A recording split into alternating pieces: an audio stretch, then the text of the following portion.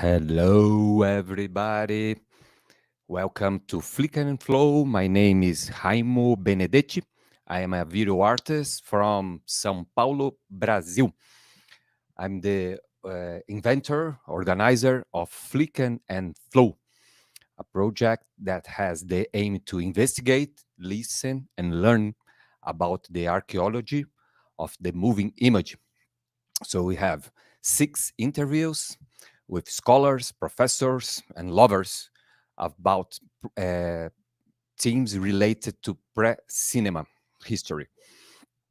We have the support of Pontifícia Universidade Católica from São Paulo, thanks to Professor Marcos Bastos, and also the Universidade Estadual do Maringá, thanks to Professor Rodrigo Gontijo.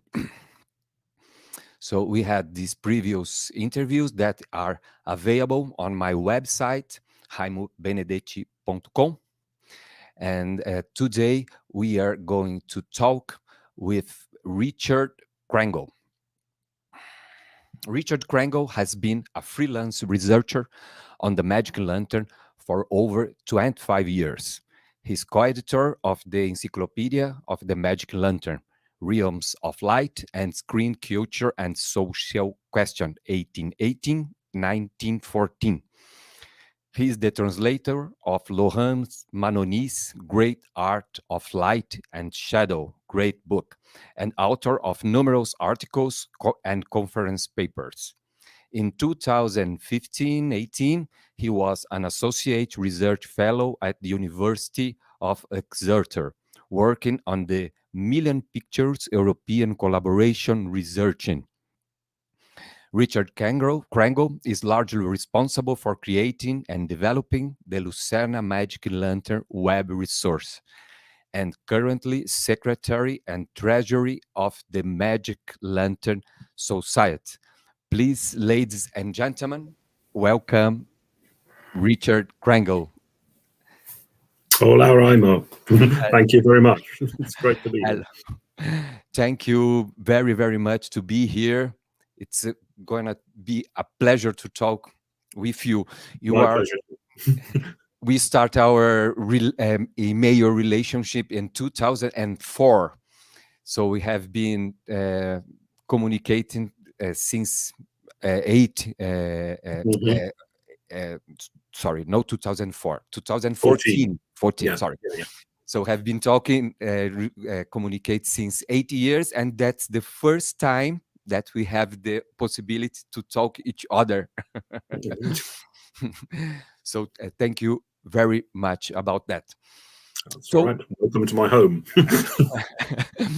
I am also a member of the Magic and Lantern Society, and you have a very important role on this institution.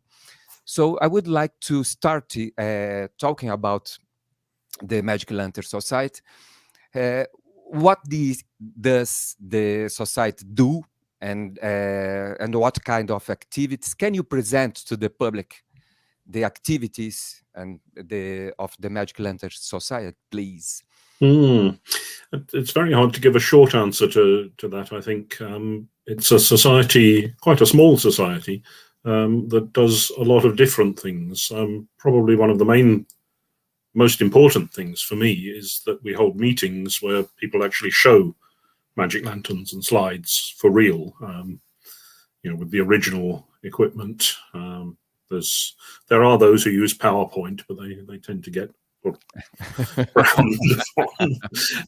so I think in that sense, its aim is to keep a medium alive as a performance, which is crucial for me. But also there are different members who, many collectors, scholars, students and established scholars, artists like yourself, anybody with an interest in projection, I think will find something in the society for them.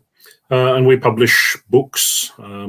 We hold an international convention every sort of 4 or 5 years, and traditionally we've made a publication to go with each of those. So some of the books that we might talk about arose in that way.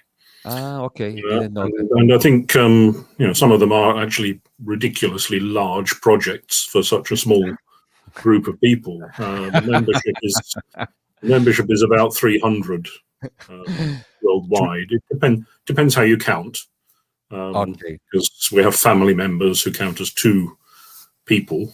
So in Okay. terms of people, we have about 340, 345, I think, this week.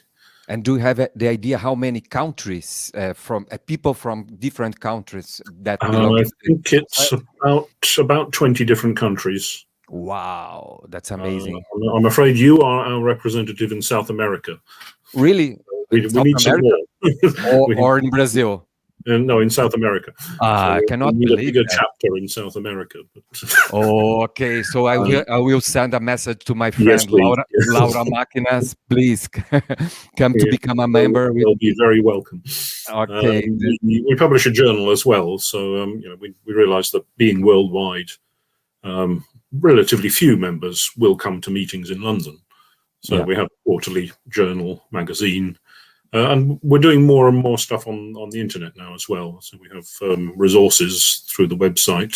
We have a library Hmm. of readings that went with slide sets, and also catalogues now, through the generosity of Martin Gilbert, who I think you know. We have a collection of scanned catalogues that are going onto the website. Oh, really? So it's busy. There's lots of stuff. And how did it start with you, this approach with Magic Lantern? It was your childhood? How In my own case, it was quite by accident. Well, we have time. I'll tell you the full story. Yes, please. I was researching a PhD in the early 1990s, which was about early cinema, the very earliest British documentary films, particularly. And I was trying to compare that with other media of the time, because at the time there was very little actual film footage surviving. It's before things like the Mitchell and Kenyon discoveries, and a lot more material now is known to exist. So at the time, I didn't think there was much film to look at, so I was having to describe the surroundings of the films in Perfect. cultural surroundings.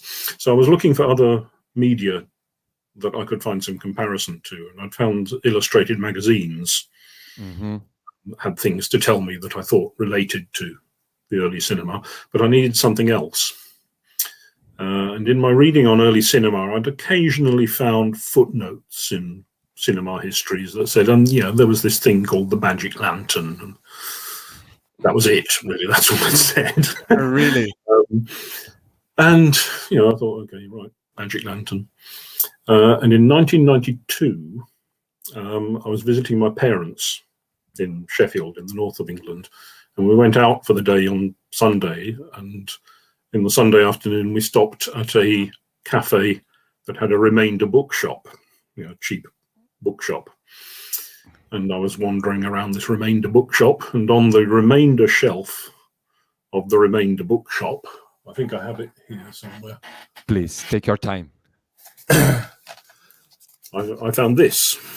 Victorian Britain throughout. For Oh, the the Magic Magic Lantern.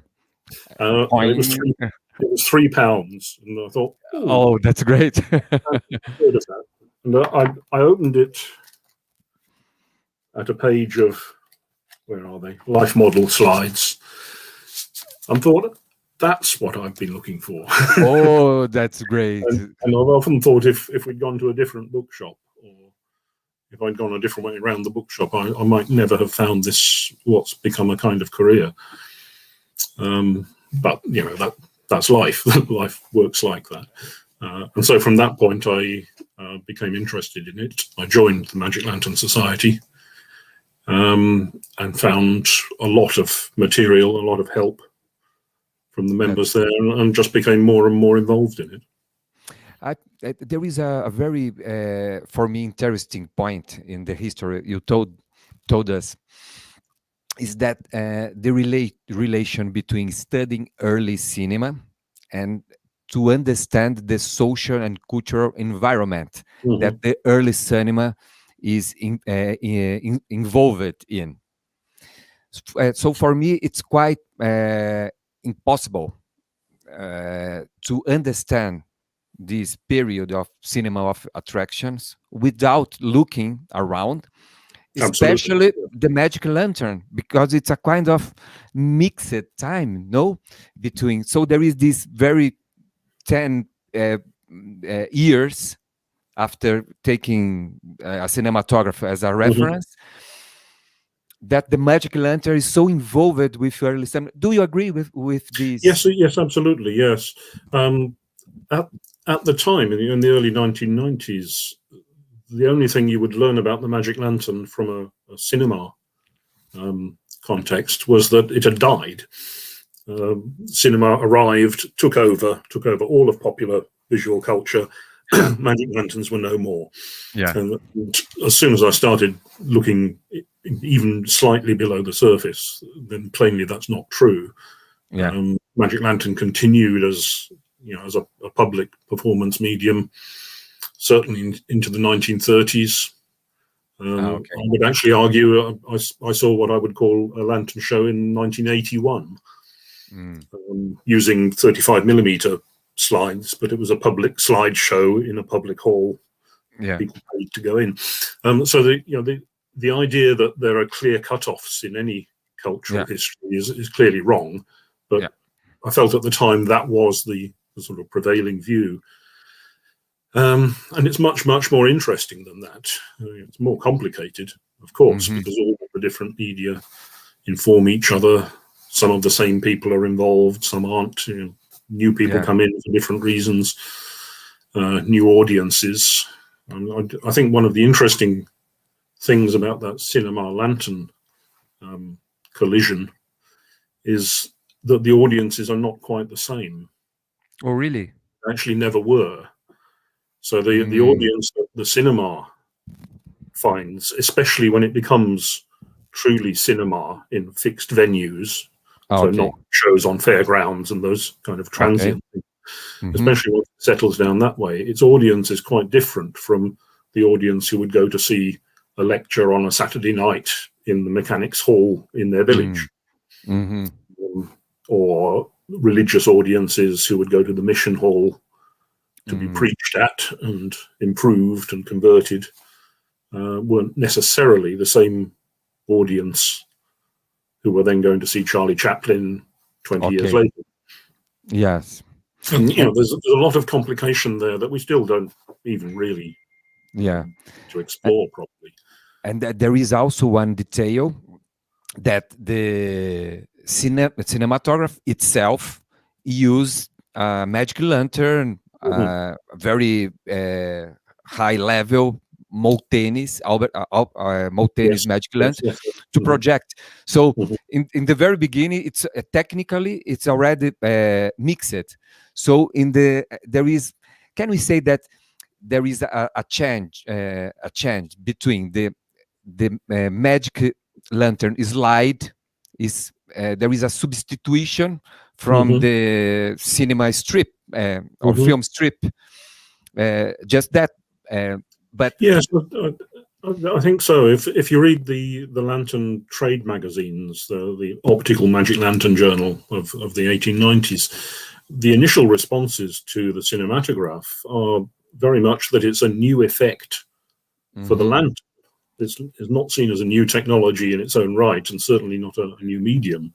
It's just another clever way of making pictures move using a lantern. Improvement for the Magic Lantern. Yes, precisely. Yes, another technical improvement. And that idea doesn't last for very long, because very quickly people start learning how to make money out of cinematography and showing cinematograph film, and then it becomes its own history. But certainly, if you look technically at the machinery. Cinema projector, until we go digital, is still pretty much the same in terms of technology as the first kinetoscopes, not the kinetoscopes, kinetographs and animatographs and those kind of machines. All of the elements are still the same, but they've all been improved and made bigger and brighter. Yes, and there are also some of the main subjects that the Magical Lantern shows use to promote, like science or Hmm. Hmm. traveling around the world, Yes, yes, uh, absolutely. Mm. life model. They Hmm. will, in the early cinema will will revisitate these themes using the moving image Hmm. technological, no? Yes, yes, definitely. And I would say television afterwards does the same thing. If I look at a lecture set of slides from the 1890s and then Are the look at a same from TV Net Geo? documentary, Yeah. then a TV documentary, Yes. maybe about even the same place. The Yeah. TV documentary format is really much the same as the Lantern lecture format, but it Mm, uses moving segments, yeah. interviews with people, shots of the landscape, Yeah. traffic moving in streets, but it's still in discrete pieces that follow Mhm, each other in telling a story, in effect. So I think there's a whole continuity in what the media are used to portray, mhm. which is interesting, and with different emphases. So the early cinema, when it again when it becomes cinema Yeah. and stops being cinema of attractions and Mhm, learns to tell stories, um, really takes a lot of the narrative aspects that were in Lantern presentation and makes mhm, them different and to some extent supersedes them. mhm, There aren't many narrative, fictional narrative slide sets made after about 1914. mhm. The First World War is an element in that, but only one element. Yeah. Whereas through the 1920s and 30s and possibly 1940s, people are still making lecture slide sets commercially, not in Yes. the same numbers, but they're still doing it, and religious subjects the same. And those are probably the two areas where the Lantern survived longest, in education generally Okay. and religion, religious education, Sunday schools, missions, those kind of contexts. And That's in that way, it lasts until the Second World War. And as I say, you can argue that it then evolves and goes on further into different media with the same purposes. Yeah, that's great. Oh, I'm sorry to keep on this theme. We didn't arrange to talk about that. We are a kind of improvisation, No, no, but no, no, just one more question about no, this no, no. relation between Magic Lantern and early cinema Mm. is the idea of the lecturer. Mhm. Uh, uh, so this kind of professional, which was developed, I don't know if it was the Magic Lantern performance that was the pioneering in presenting this kind of lecture, but Mhm. that it doesn't make any difference if it's not pioneering or not. But the idea of lecturing, a lecture performance in lecturer, is very strong in Magic Lantern Mhm. spectacles. Yeah. So, do you have any information? How did the early cinema got this lecture performance, or who are the main artists that works with this new technology of Mhm. moving images in the same way of presenting alive to the audience? It's an interesting question. I think possibly there are two approaches to answering it. It's well known that a lot of early cinema presentations used a lecturer, a person, usually a man perhaps, but to explain what was being seen on screen, because there was no audio in the film Hmm. itself.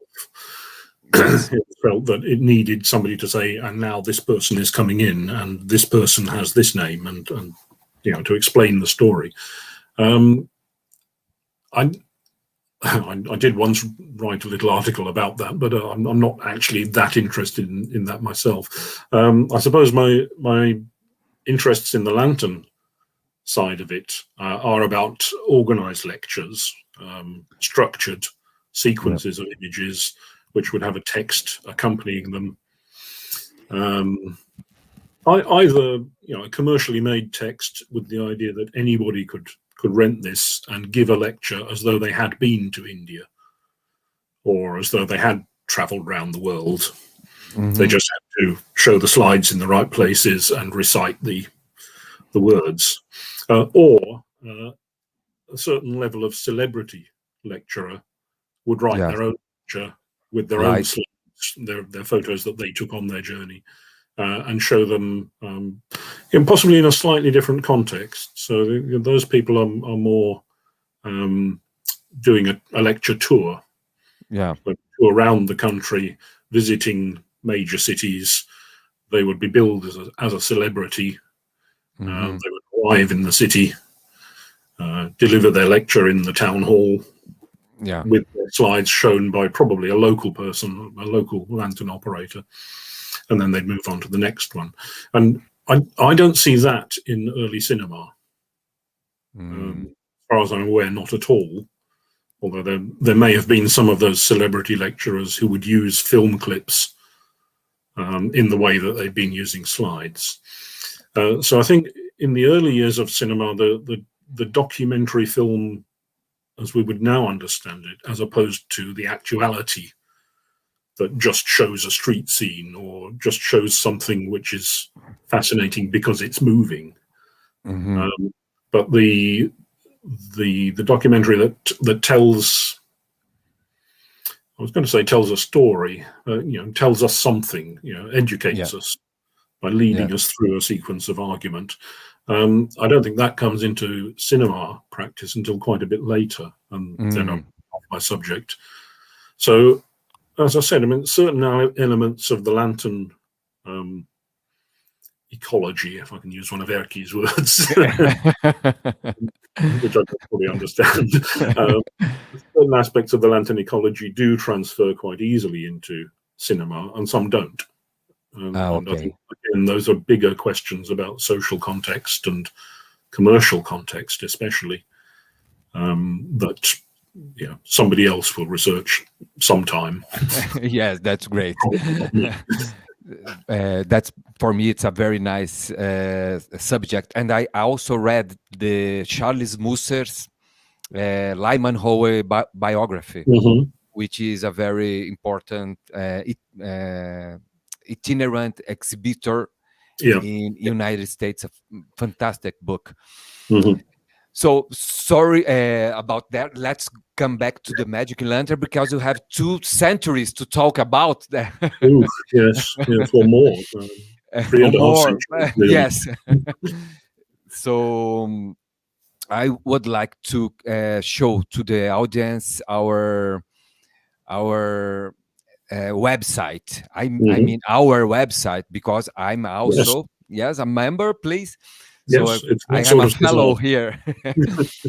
So this is the Magic Lantern website. Mrs. Pepper, who is background helping us, will put the address here in a few seconds, if she is listening us. So as you said, there is it's a 30 years long society. No, more. It's 45 years old now. 45 years old. Yeah. It's quite, so there are many decades since. Yes. Who was the, there are always a group of people who really works from something to go further. You are one of them nowadays, but in the beginning, who were the most the founding fathers and mothers? As I understand it, it originally came into being because a number of people were finding lanterns and slides to collect. It originates as a collectors club, and they were meeting the same people in auctions and at street markets and competing with each other.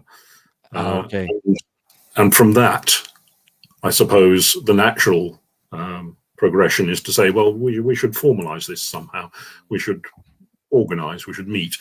And so they formed the society in 1976 and started doing a lot of what is still done today. They held meetings 4 times a year.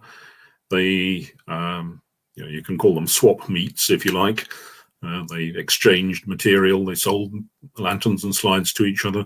They, to a large extent, that group of early collectors really rescued the medium for all of us who now look at it in slightly different ways. The material they were finding in the 1960s and 1970s was quite often junk. It was on junk stalls in markets. It was in people's attics. It was getting thrown away. One of the best, but also most terrifying stories I know is of one of the founding fathers was a gentleman called Hermann Hecht, who was walking through London one day in, I think, the 1960s, and he discovered some workmen in an office building carrying boxes of slides out and throwing them into a skip out on the street to be taken away for scrap. Oh, he said, no, stop. I cannot believe. and went in and negotiated with the organization that was throwing this stuff away and bought or acquired the rest of the material that survived. And this was the collection of the Church Army. Wow. Which is now in the University of Brighton in Screen Archive Southeast in England as the basis of their collection. And it's a fundamental body of material for understanding a whole area of how slides were used, and it was being thrown away. And again, if Herman had gone down a different street or been 5 minutes early or 5 minutes late, there would go. And there are, there must be lots of cases where nobody did rescue it. Yeah. I think that generation, I have great admiration for them. They were collecting things because they were interesting. And along the way, they acquired a financial value as collectors, collecting things will do. But the important thing was they preserved the material, without which, nobody would have written this book. And I certainly wouldn't have found it, and other people like me wouldn't have found it.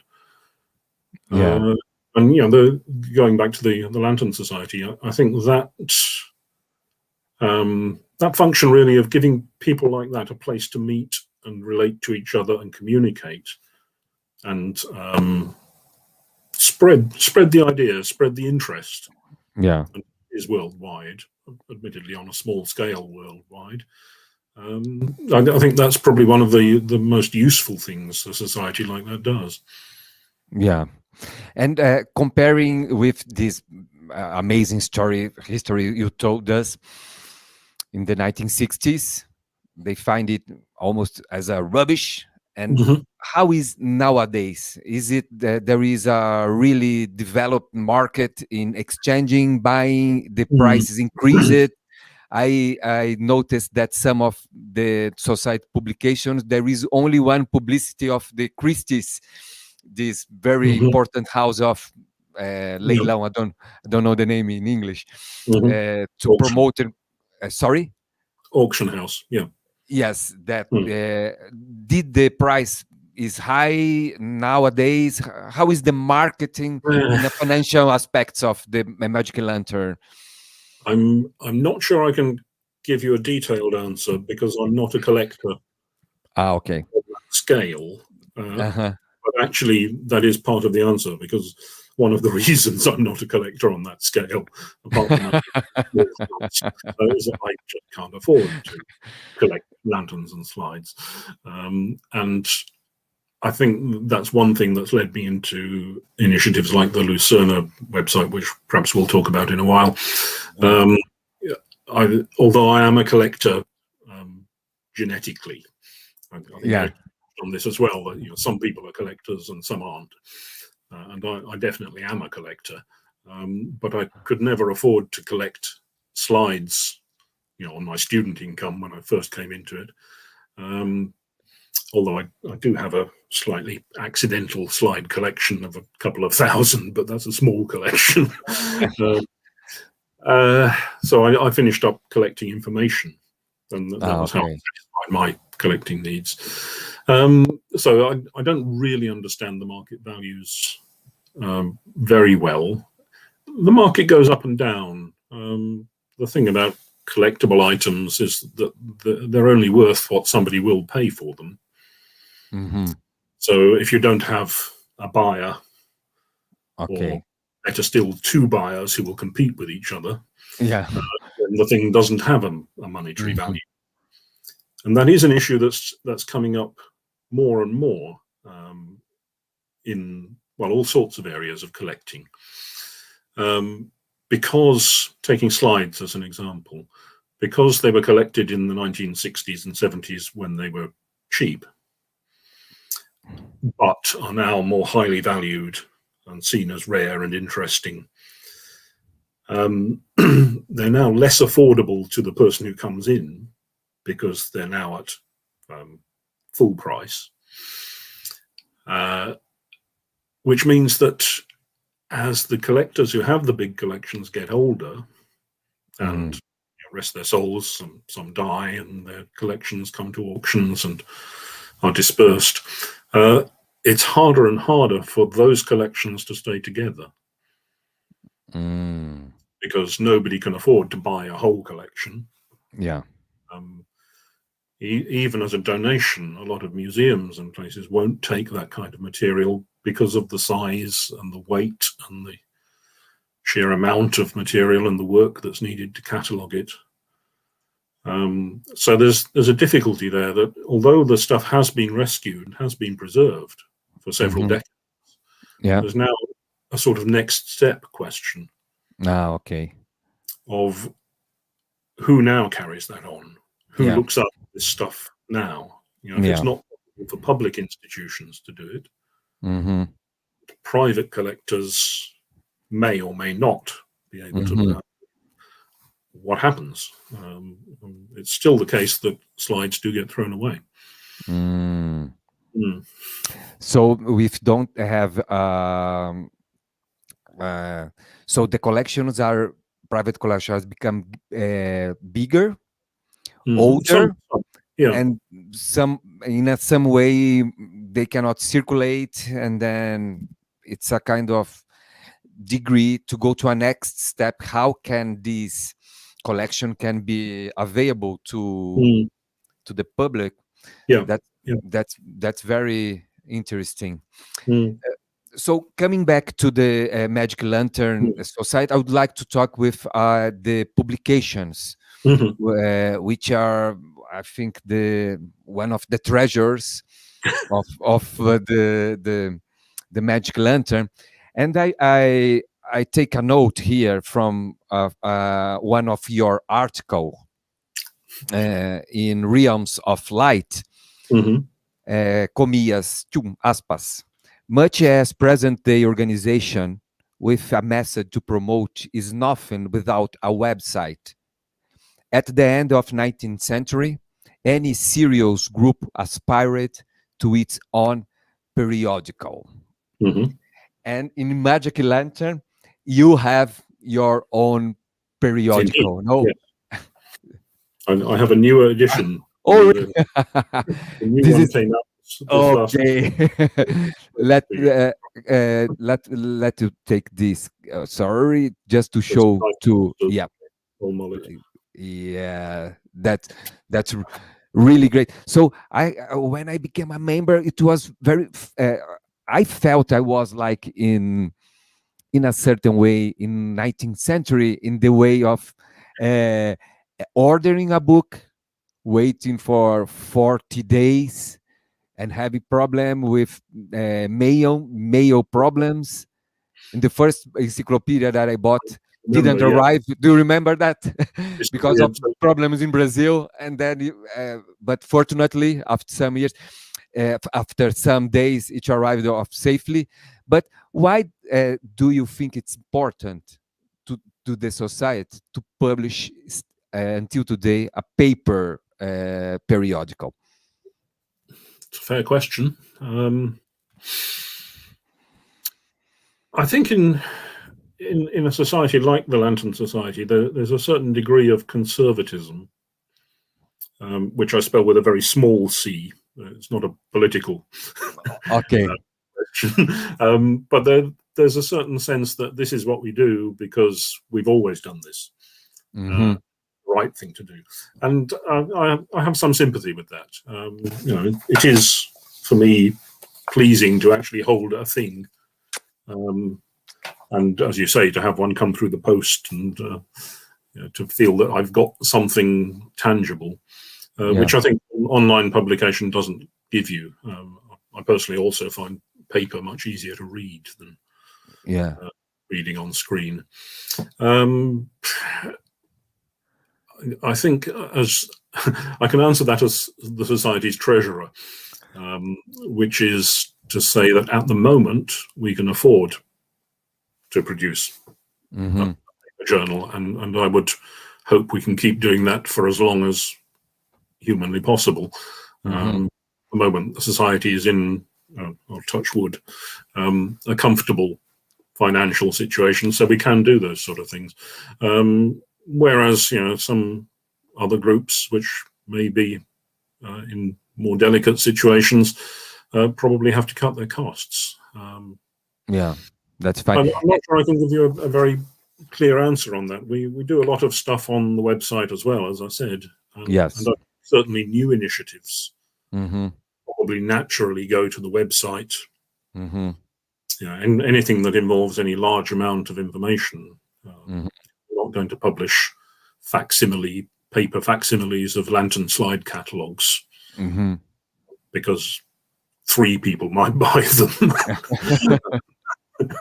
And it would take an enormous amount of work to do that. Whereas that's something that web publication does lend itself to very easily and successfully, I think. So I think I can't say there's a strategy to this, but I think naturally there are some things that land in some media and some land in others. And really, in small societies, it comes down to what people are prepared to do.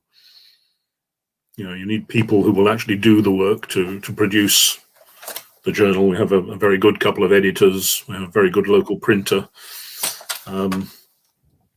And so long as people are prepared to keep doing that, then we keep doing it. Yeah. And what for the ones who are watching us, what is the period? How long take from one issue? 4 times a year. 4 times a year. So every 3 months, receive at home in Brazil, wherever you've been. Yes. Yeah, that's fine. That's fine. Yeah. The Society tends to work on that quarterly pattern anyway. So the meetings we hold, obviously at the moment, the meetings are mainly online rather than in person, but they would be every 3 months. And so the mailing with the journal comes out to announce each meeting, and other things fit into the same pattern. Okay, so coming back to our row of publications here, we have some very nice books here. I would like to show them. Thank you, Nicole. So let's see here. This I don't have. I have here Servants of Light. Well, I have here Servants of Light, so I will show them. Just 1 second, I will take here, please.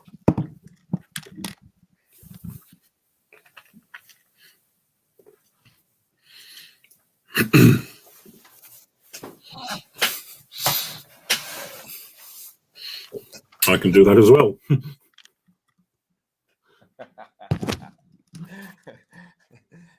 That's great. Yours is better because I have this habit of covering. So can you show your? Yes, that's better. It's difficult to show. Very large book. Yes, I will show some, and there is these incredible articles of companies. Yes, this article is amazing. No, it's quite a very cataloging companies that produce these enormous Trionial magic lantern. Can we talk about this Trionial magic lantern? While I search on the Google just to show to people what they are. This is a, sorry, I'll try and get it in shot there. This is a triunial. Yeah. Essentially, it's 3 lanterns on top of each other. Yeah. Under my other hand is a biunial, with obviously 2. Okay. A single lantern is a single lantern. And the point of the multiple ones, I'm sure many people know already, is that you can dissolve images into each other. Yeah. Showing a different image through each lens and carefully adjusting lighting, one will appear to dissolve into the other. So you get effects like winter changing to spring or day changing to night and that sort of thing. The triple lanterns. Yeah. There is a question. Sorry, there is a question just asking how this magic lantern works. How is? Yeah, you have to buy the book. Okay. So no, the idea from for who knows a little just from magic lantern is to you have a magic lantern slide that goes between the light and the lenses. I'm doing this the wrong way round. Yes, sorry. So we have a light. No. Great. Haven't really thought this through, have we? Yes, okay. That's right. Okay, that's fine. So there are light sources in the box. Yeah. There are lenses at the front. Great. The slide goes basically in this space between the light source and the lens, and the image projects out onto a screen. Mm-hmm. And that's the very basic yes. principle of it, which is still the same for a data projector today. Yeah. It's the same principle that was first described in 1659. Perfect. It's the same one you use when you do PowerPoint now. Yes. The idea of projecting one single and luminous image on a screen or in a wall, blank wall. Mm-hmm. It's amazing. It's amazing because when we think about, we have a very contemporary idea of luminous image, but it's not, Richard. It's belonged from centuries ago. That's 350 years old. Yeah. That's really. Yeah. Can you talk a little bit about the emergence of the creation of 19th century of the 17th century, the magic lantern, just general aspects? It'll have to be very general because I'm off my subject yet again. One thing that teaches you is that there's no single the magic lantern. There are many aspects of it, and there's a great evolution, social evolution, technical, cultural, etc., etc. The first reliably known description of a lantern is from 1659 by the Dutch physicist, the famous physicist Christian Huygens, known as an astronomer, physicist, scientist in general. Very high level scientist. It's not a very high level, and apparently didn't regard the lantern as anything very serious. His telescope was much important for him. It's not to say that he invented it. I don't think we know who invented it. Yeah. Dick Russell has done some very good work on early possible candidates for the inventor, but even he hasn't named a single person. The best we can say is in the middle of the 17th century, by combinations of existing technology of lenses and illumination and painting transparent images, somebody worked out that you could show a larger version of the image on a wall by projecting through the lens. Initially, it was used as a spectacle. Just the fact of making an image appear larger appears to have been the reason for doing it.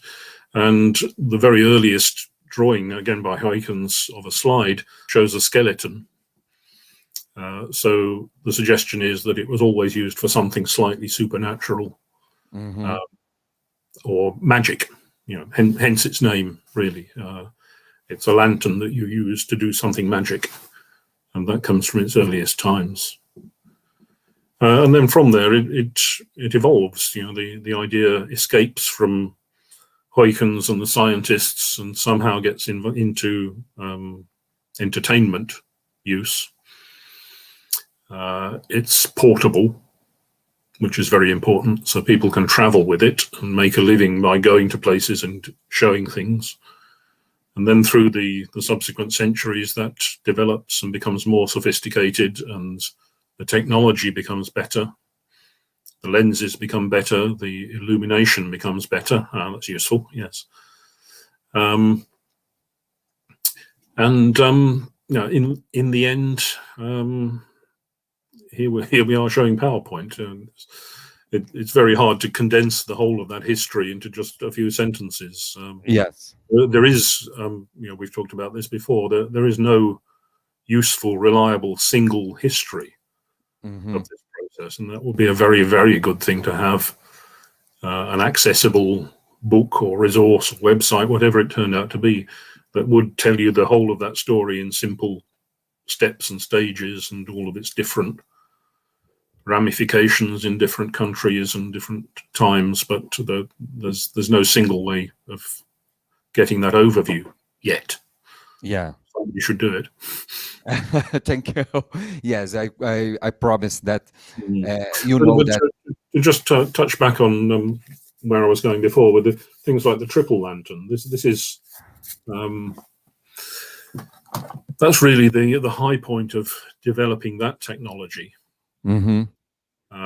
It's the most sophisticated, most expensive, most impressive looking kind of magic lantern.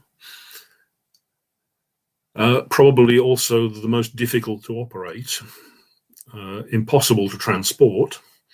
These things are enormous. They're very heavy. I've lifted them with other people, and they're now very rare. So they're very much sought after, very expensive to buy at auction. Really, they are not, and today they are rare to find. Oh, sorry. Yes. The triples, yes. Okay. It's relatively easy to find single lanterns because they were mass produced in the late 19th century, early 20th century. Yeah. There are still quite a lot around. There are lots of toy lanterns around, but the really big elite equipment like biunials and triunials are really quite rare and special. They're impressive. If one's lucky enough to own one of these things, when one gives a show with them these days, it's the lantern sitting in the middle of the auditorium that gets all the attention before you show any slides. Yeah. And I did so every time I see. Sorry, I will reformulate the beginning of my question. The Trionial magic lantern is a kind of landmark of a very iconic instrument of the history of the magic lantern, but it wasn't so popular, or the the time that they are going to the performance are not they are not so popular as comparing with the biunnial magic lantern projector, or no? No, I think that's right. They always were the most expensive, the rarest things to own. A traveling lantern show person or someone giving local shows in their local village would not have one of these. Yeah. These really belong in fixed venues, more or less, larger halls, or very well established show people might possibly have one that they would use. Yes, the picture of Goodwin Norton there is quite a good example. He's quite a well-known lantern operator in London, who would take engagements in larger halls for large events, prestige events. Also, I think there's a relevance here to the cinema question that we talked about before. If this is the high point of developing the magic lantern, which is in the 1880s, 1890s, that particular use in larger halls for entertainments and spectacles of that sort is probably the use that gets most undermined by the cinematograph. Okay. So, by 1910, 1920, certainly, you wouldn't expect to go to a large hall and see a triple lantern giving you a big display like that, because the market had gone. People were going to see Chaplin. Yeah. So I think it kind of arrived at the wrong moment. If cinema hadn't changed the market like that, been another 10 or 20 years of lantern development, then who knows what would have happened? Maybe triple lanterns would have been commonplace. Yes. There's one example known of a quadruple lantern. Quadruple, really? Yes. And as far as is known, I mean, we don't know where this thing is. It's kind of the holy grail of lantern collecting. As far as we know, there was only one single example ever built. Not one design, but only one actual lantern with 4 lenses. And there are pictures of it known as far up as the 1970s, still in existence. And I believe it still exists. And I suspect I know where it might be, but I can't say, because it's in private hands, and that's fine. It's a private piece of property. Yeah. But that I think is an example of that would be the next technological development, using that continuity of technology. More lenses, more effects, more complexity. But as far as I can see, a quadruple lantern would be impossible to use. You'd need at least 2 people manipulating all the lenses and putting slides in, taking them out, trying to get them in the right order. And kind of something had to change at that point, and the big change turned out to be cinematography, which then changed all of the other contexts around lantern use in general. Yes. So as technological history always does, it goes off in a different direction that nobody was expecting. Yeah, and there is also one very famous point of using the Trionial magic lantern was that, please correct me if I'm wrong, in the Royal Polytechnic, they combined more than one Trionial. I'm not sure that the Polytechnic actually used triunials. Sorry about that. Not routinely, but they might as well have done, because they did use multiple lanterns. They use multiple lanterns to dissolve. They tended to use their own special designs, special sizes. Polytechnic slides are now a very distinctive large size. Yeah. But I think it's not so much that they used a single triple lantern, but being in a fixed venue with resources. They had a projection box, which was sort of a secret room where all of the lanterns were, and the audience could see them. Yeah. So all kinds of technical tricks could be going on. Yeah. But as I understand it, and this is really more of a Jeremy Brooker question, who wrote the book on the Yes. Polytechnic, The Temple of Minerva. As I understand it, their lantern arrangements were simpler in themselves, but a combination which allowed them to make quite spectacular effects. Yes. That's really fine, because if you are not able to use the Trionial, don't have the money, you can combine 2 or 3. If you use 2 biunial, you have a 4unial, and etc. Yes. So you also need a large cart to carry them around, and several assistants, and so on.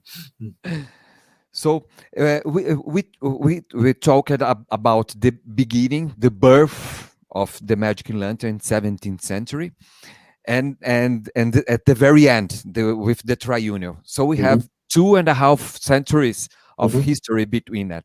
In general words, what can we say? What was the key points of magic lantern history in the 18th century?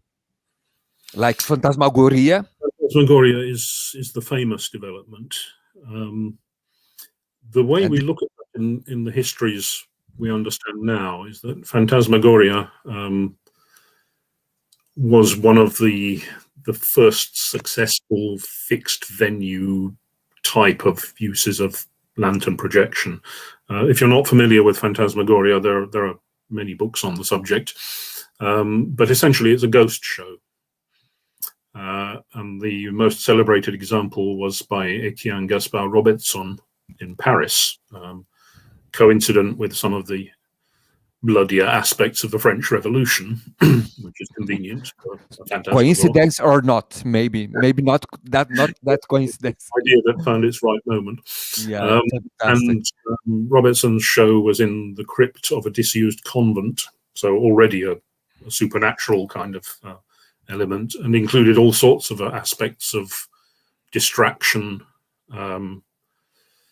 disturbance, disturbing the audience psychologically. It really is a horror show. And I don't mean it was bad. A show about horror and real horror, frightening the audience. And so, that's kind of the celebrated point at the end of the 18th century.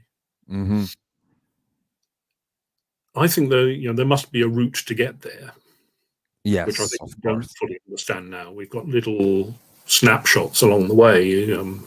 We can say that this lantern is 1750s, probably, or this one looks like a travelling lantern, and so on. So we've got bits of evidence, but I don't think we've really got the thread that ties them together into the narratives that we want to understand more easily.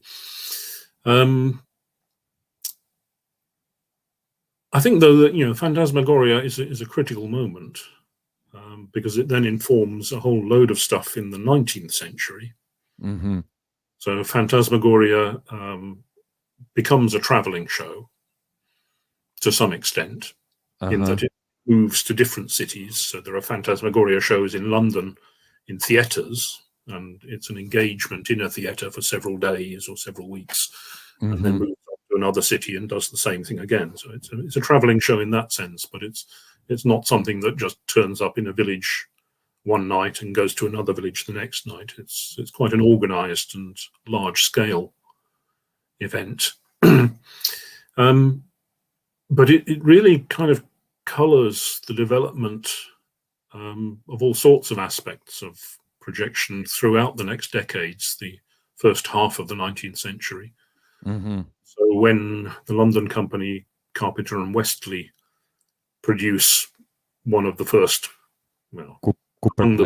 successful commercial magic lanterns, mass-produced magic lanterns, it's called the Improved Phantasmagoria Lantern.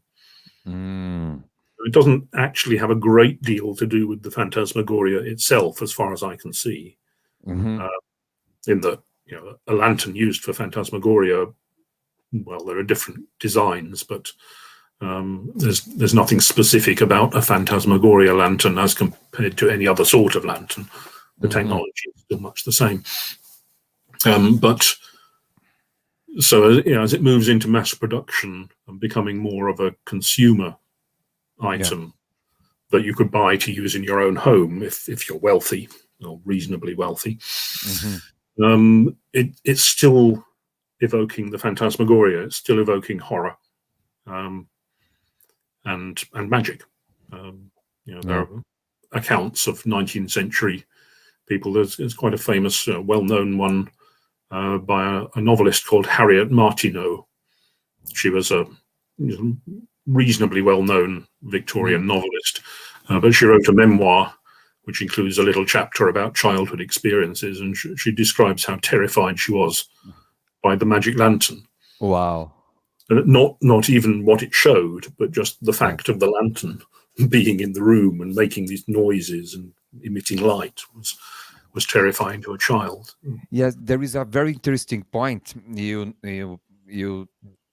mentioned here, that in the technical aspects, the magic lantern is a very high level of performing in scenography, in theater, and also in spirits and magician.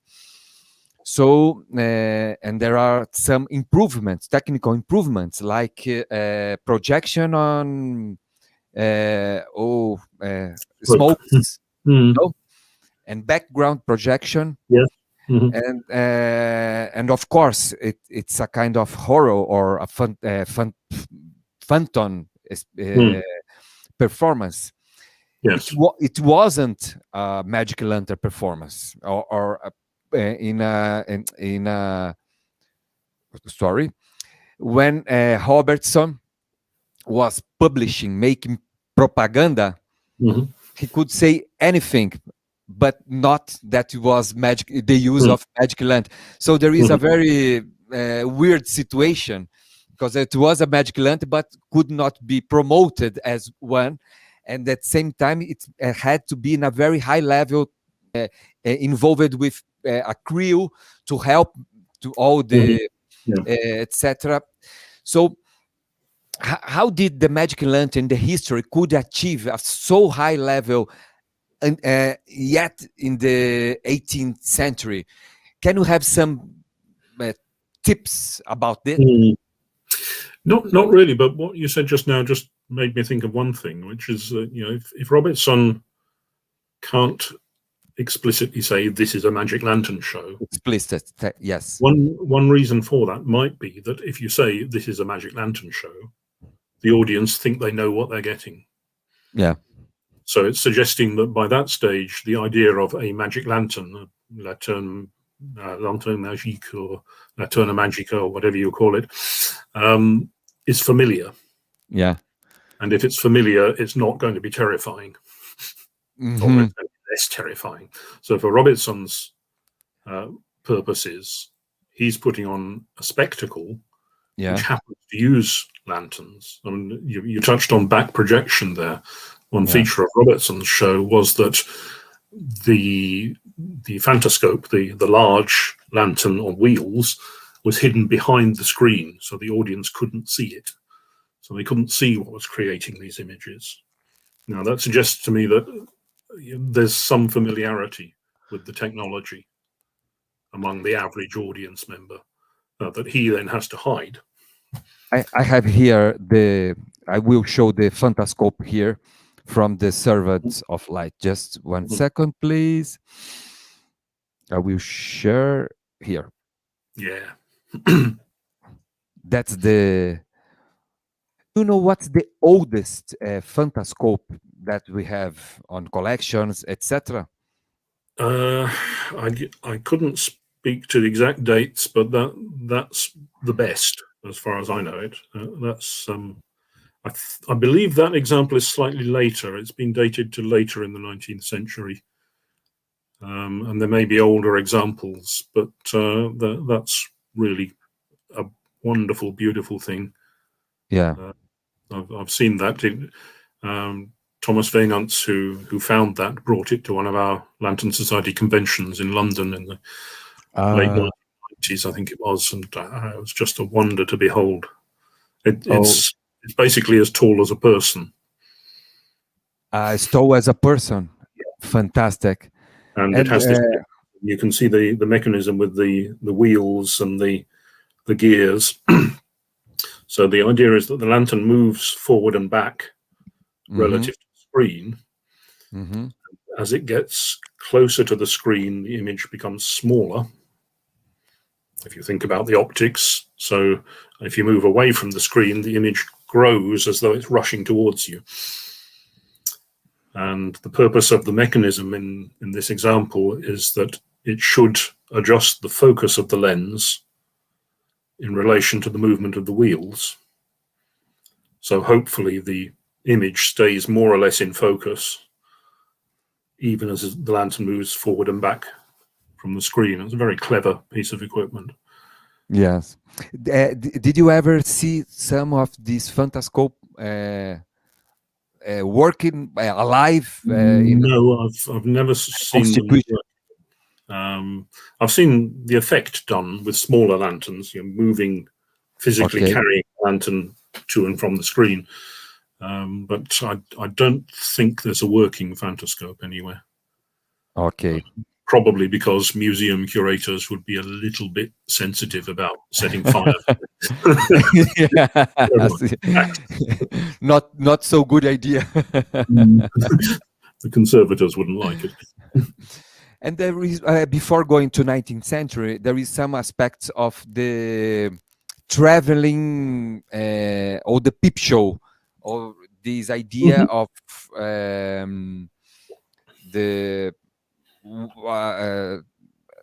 these families, poor families. In the Mannoni's book, he's very accurate on that. Yeah. What's the name in English? I forgot. Saboyanos. Travoyards. Travoyards. Yes, Travoyards. What are the Travoyards? Just to I will try to find out an image from the Travoyards here while you explain, okay? It's another of those areas that little is known about in detail, mainly because these were poor people, with no fixed address, who didn't leave any records behind. There are one or two examples have recently been found of lanterns that were used by travelers, which are beautiful things. They're very, very rough, very simple, really beaten up, but just beautiful things that tell you something about the person who used them. But we don't know anything about those people in detail. Roger Gonin in France has done some wonderful research on trying to track down individuals who may have been involved in these trades. But apart from, images like this are relatively common, so we have a sense of what the people looked like and what equipment they were carrying and so on. But, they haven't left diaries that tell you which villages they visited on which nights, or how the show went, or how many pennies or sous or something they collected. Yeah. And we don't even really, I think, know exactly when they were working or where. We call them Savoyards because there's a sort of folk tradition that they came from Savoy. Roger Gonin has also found some in the Auvergne in France, the region in central France. So Auvergnat can also be traveling people like this. But I think it's one of those situations where, as a sort of historian, I want to say, well, this is folklore and therefore unreliable. But also I know that there's a lot of truth in folklore. I understand. How do we know which is which? How do we know what is a reliable fact? How do we know what is just the story we've always been told and doesn't matter anyway? It's an area I'd love to know more about in how it fits into the continuum of the story. Yes. But I'm not sure that we ever will. I think it'll always remain as folklore that, and in this period, people travelled around showing images like these. And here are one or two examples of the slides and one or two examples of the lanterns. And the rest is up to our imagination. And the idea of having someone traveling around, selling, commercializing luminous images is fantastic, and become like a tradition, even in the early, not only in the early cinema, but in the whole cinema. We have until today special, not today with the internet, maybe much less than 10 years ago, that we in Brazil have like only 5 or 10% of the cities that has its own cinema building. So most don't have, so we have to have companies traveling around until today. So the idea that there is a very century tradition on it, it's completely amazing.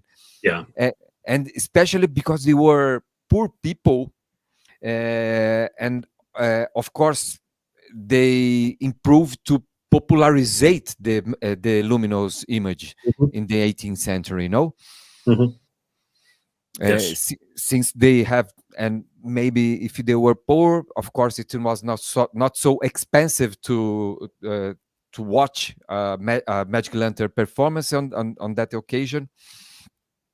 So there are some leaflets or notes related to the Magic Lantern, the Peep Show, and the itinerant involved with the France Revolution, with political or ironical aspects on that. There are many other information about what kind of performance do they present. Yes, but they're fragments. Fragments. That's for me. That's one of the tantalizing, frustrating, but also exciting things about this area of cultural history. Is we've got clues, we've got fragments, we can put them together as best we think, but we haven't got the whole picture, the whole story. That's great. But then, if we had the whole picture, if we knew everything about every aspect of this, I don't think I'd find it very interesting. It's the searching that I find most attractive.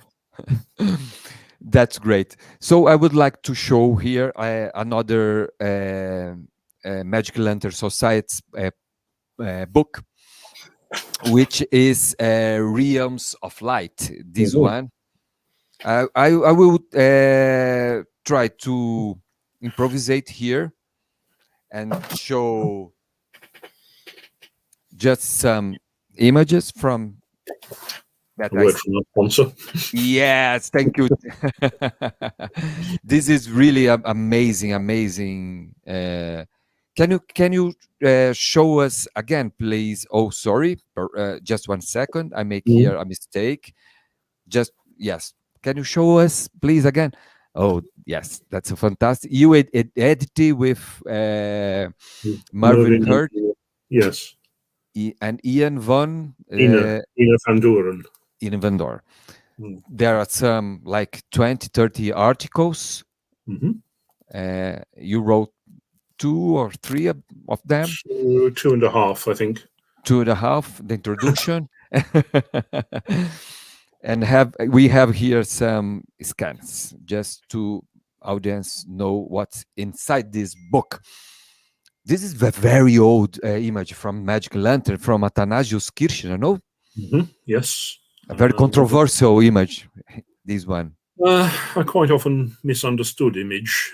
The first assumption, because Kirchner's book in 1671 has these illustrations, the first assumption was that he must be the inventor.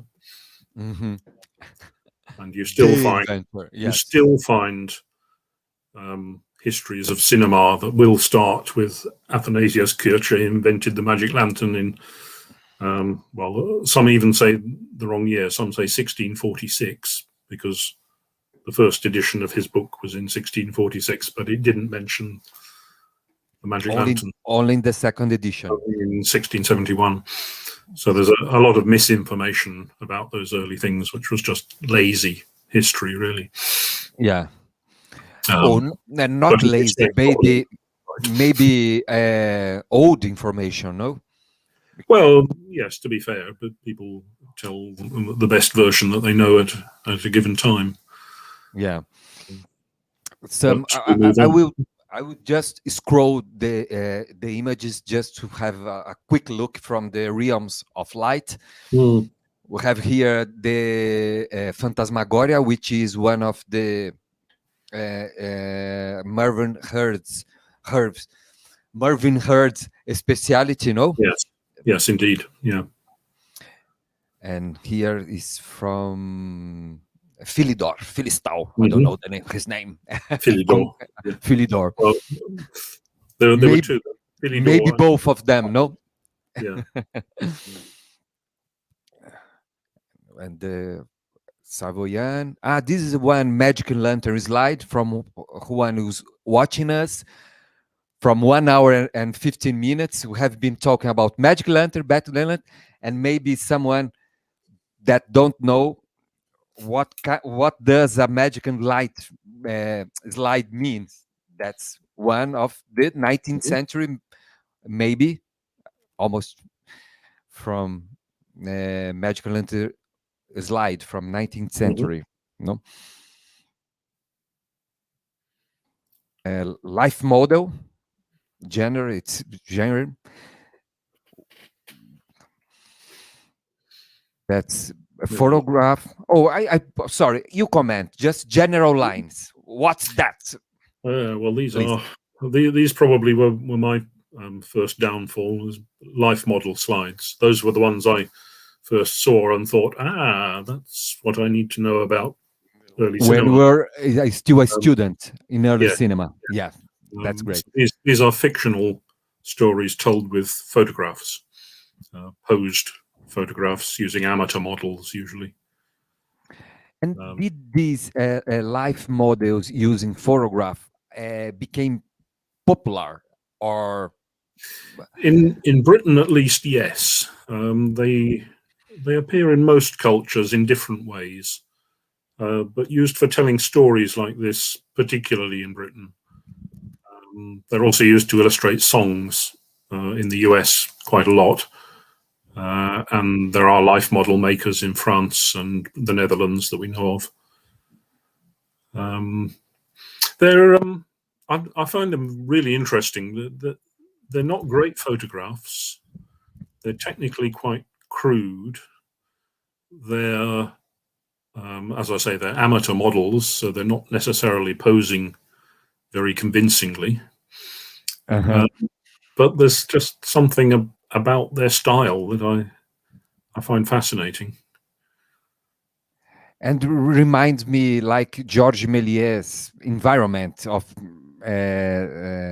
scenario. Oh, I don't know the word in English. Well, like they're photographed studio recreation. Yeah, they're photographed in studios mostly. Some in exterior locations. And the models usually are the photographer's family or neighbors or people from the same town. Okay. So it's completely artificial, but doing its very best to look real. But did the Magic Lantern, the photograph Magic Lantern, was more popular than the painted? Well, yes. Never. In short, yes. But it depends what you mean by popular. Okay, please. I suppose this is really picking up the same technical development story from Phantasmagoria into mass production. From the middle of the 19th century, especially from the 1870s, photography becomes the dominant way of producing slides. Not necessarily, photographs of photographs as these life models are, but also photographs of engravings, photographs of drawings, landscapes, etc. Yes, anything at all.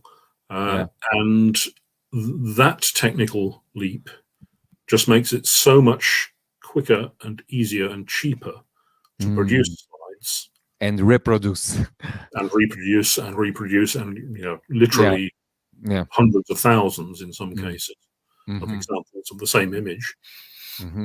And a whole trade builds up around it of distribution, manufacture, hiring, wholesale, retail, hiring. And that's absolutely transformative,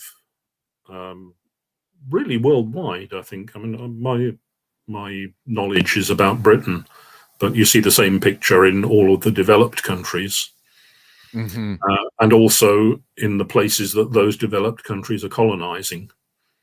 And this sudden mass of images being available and circulating is really a now almost unknown cultural phenomenon. We all know about photography and the impact of photography and printing and mass production of newspapers and things, but circulation of images in this medium that's fine. Is also an important aspect of late 19th century culture that I don't think is really very widely considered. Yes, and last week here in Flickr and Flow, I've been talking with Sion King, who has in Kingston Museum access to the My Breeds collection. Yes. And there he left before died 3,000 of different glass magic lantern slides. So there was a huge amount of movement. There was a very high top market of distribution, commercialization. No, but I had the idea that the painted was like in a very high level, especially because of the color. I think that's fair to say. I mean, a well done hand painted slide is truly a work of art. A little masterpiece. The more so it's small. To say they're more popular, well, they're more popular now amongst collectors because they're beautiful, and photographic slides are perhaps less beautiful. Personally, I find them just as interesting because of the things they show. But as sort of technical artifacts, they're perhaps less impressive. To a contemporary audience, it's very hard to say. Would it be more interesting to see a realistic view of your town, with photographic realism, even though it might be monochrome or it might be badly tinted? Is that better than to see an imagined painting of a place? I don't know. We don't know. We don't know the reactions of the contemporary audience in that way, at least not reliably. Contemporary accounts mostly just say it was a fantastic show or it was wonderful, but they may have been written by the show person, or so it's not necessarily an objective criticism. More popular, I mean, photographic slides are more popular in the sense that more of them were made, many more. Obviously, that's economic. If it takes you 2 weeks maybe to paint a slide, a single slide, you mean? Yes, or you can do 100 a day of a photographic slide. Which do you do as a commercial producer? And so that that dictates the taste of the audience to some extent. Yeah. If they're mainly seeing photographic reproductions of slides, then that's what they will appreciate. And on the rare occasions when they get hand painted beautiful images, they'll react differently. That's great. So continuing here with the book Realms of Light, The Eye of the Artist, there is this incredible chapter yes. of these Saboyans, and there is this amazing photograph, not photograph, picture. and this one make it. I have a special uh,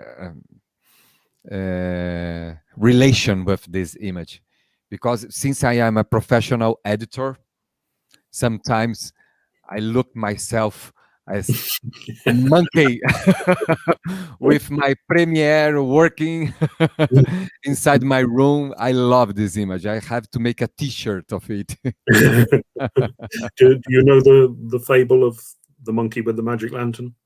No, I don't know the fables. It's one Please. of Florian's fables, I think, in Yeah. France.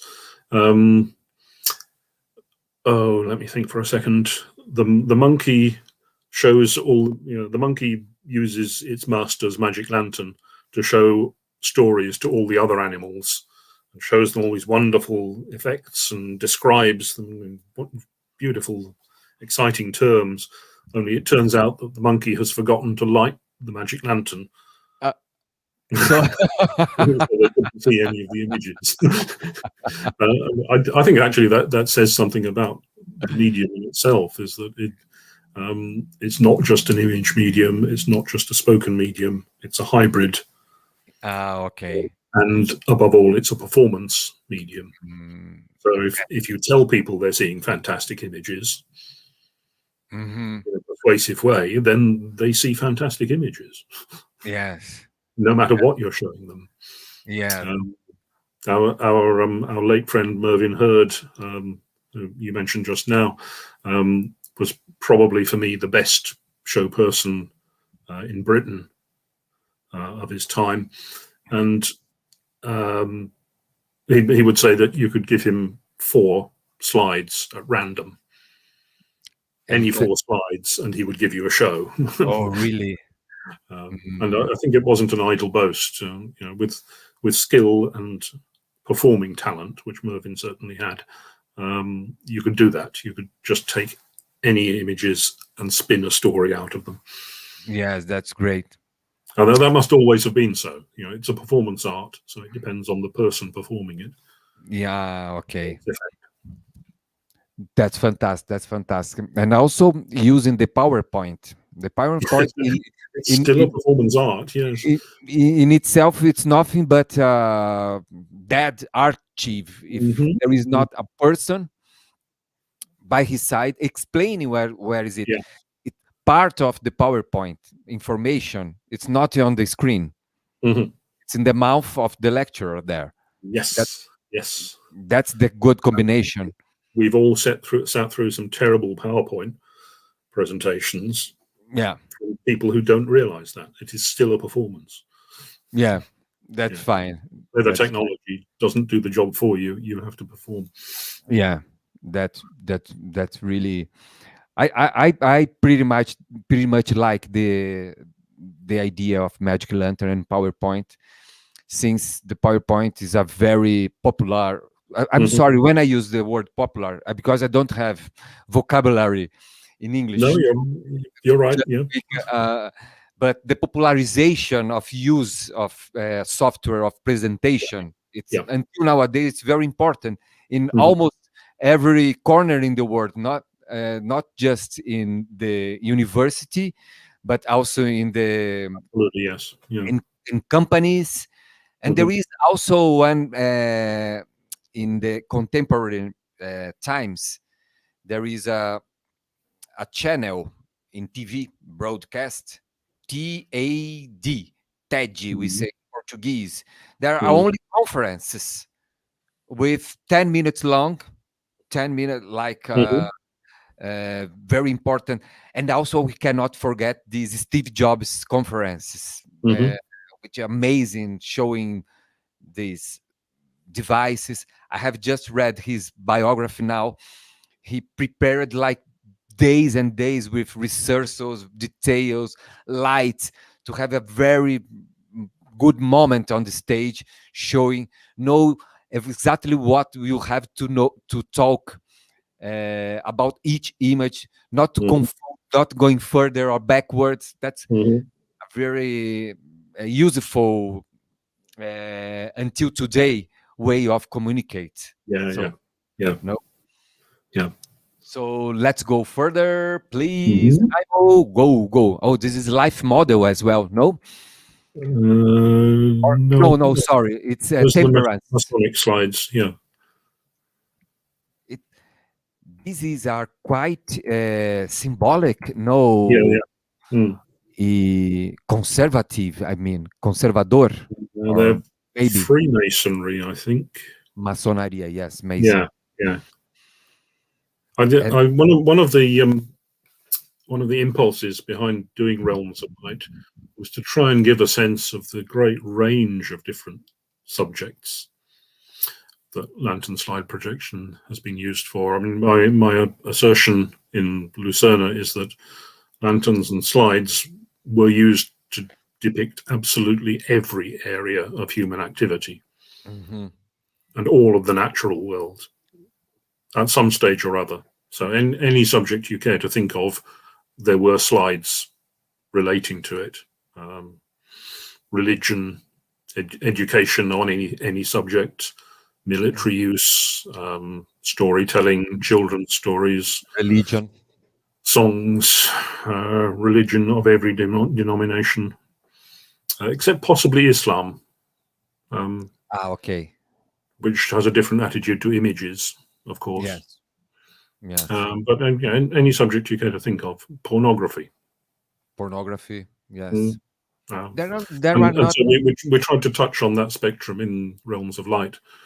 I think that's, for me, that's the single main aim of the book, is to say, hey, look at all this stuff. Mhm. Here are little bits of it. Yeah. That's really fine. And so let's going further, please. Mm. Oh, I love this. Ah, Uh, yes, you public after you. it's Yeah, it's not so common, no, to have this kind of public presentation, that's or it correct. is. Yes, it's difficult to do still today. There are very successful large scale projections onto buildings these days, but Mm-hmm, they're a relatively recent mm-hmm, development. mm-hmm. You have to have the right weather conditions for outdoor showing. There's no point doing it in daylight. Yes. You need a very powerful light source to throw any kind of distance, Yeah. and you need to throw the distance to get the image size large enough. So Yeah. there's a lot of technical complication. Yes. And also the idea of having contemporary projections in public space is also that we have the sound together. Today, Mm-hmm. audio and video are together, and that moment, I think in public situation, the idea of having has to have the live sound. It's a little bit more complicated here. Mm-hmm. Yeah, yeah, yeah. No, but and this is a 1911 also Mm-hmm. Yes. image. It's not from the 19th century. Do you have any kind of notice of public presentation 19th century? You mean outdoors? Outdoors, sorry. Yes, a little in the 1890s, but 18. it depends very much on strength of the light source. Hmm. So there's another strand of the technical development is as light sources get stronger, Hmm. bigger projections become possible. Bigger Okay. indoor auditoria or outdoor becomes possible. But there is also I'm not, you. I'm, Sorry. sorry, I'm not aware of much on the scale of this image, but certainly in the 1890s there was quite a bit of interest in advertising. Yes, I would say that Projection, advertising. public announcements like election results and sports results, those kind of things. Hmm. They probably wouldn't have been on quite this scale, but Uh-huh. But say inside, projecting from one building onto another building across a street, say. yes, that's great. Like Georges Mm-hmm. Méliès, etc. Mm-hmm. would do it. Mm-hmm. Next image, I'm loving that. Oh, Royal Polytechnic. Yes. Let's show what it's. Sorry, people, it's little bit.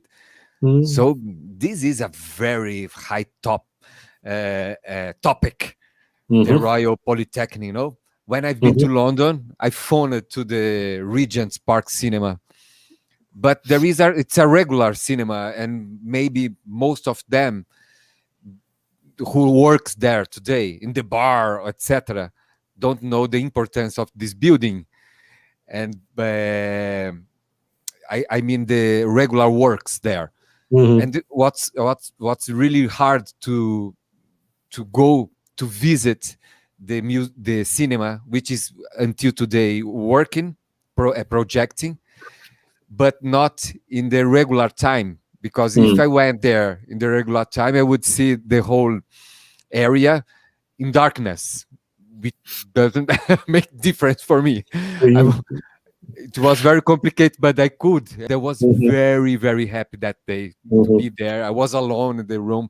So what is the Royal Polytechnic importance with the cultural history and also to the Magic Lantern, Richard? I think its place in cultural history generally is about the possibility of science and knowledge development also being entertainment. It's kind of it's an early theme park, really, just indoors. Okay. And so it's a fixed venue in central London, pitched really at the middle class.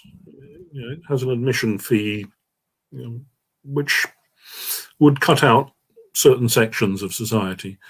But it's about celebrating technical things without a particular sort of narrative behind it. It's more that, hey, there's this invention, look at this, look at this, look at this. And it's attractions. So there are things like, you can almost make it out in this picture. There's a diving bell that goes down into a tank of water, which is sort of demonstrating undersea technology. You can't see the actual bell, but the hole it goes into. Yes, in the central blue portion. And the curved piece above it is the crane that lowers the bell up and down. There's an automaton of an acrobat. It's automaton. Yeah. And those kind of little demonstrations of technical developments, new scientific principles as entertainment. Yes. But also education. And that's really the importance of it in its position in culture. So it's probably responsible for inspiring quite a lot of scientists and engineers.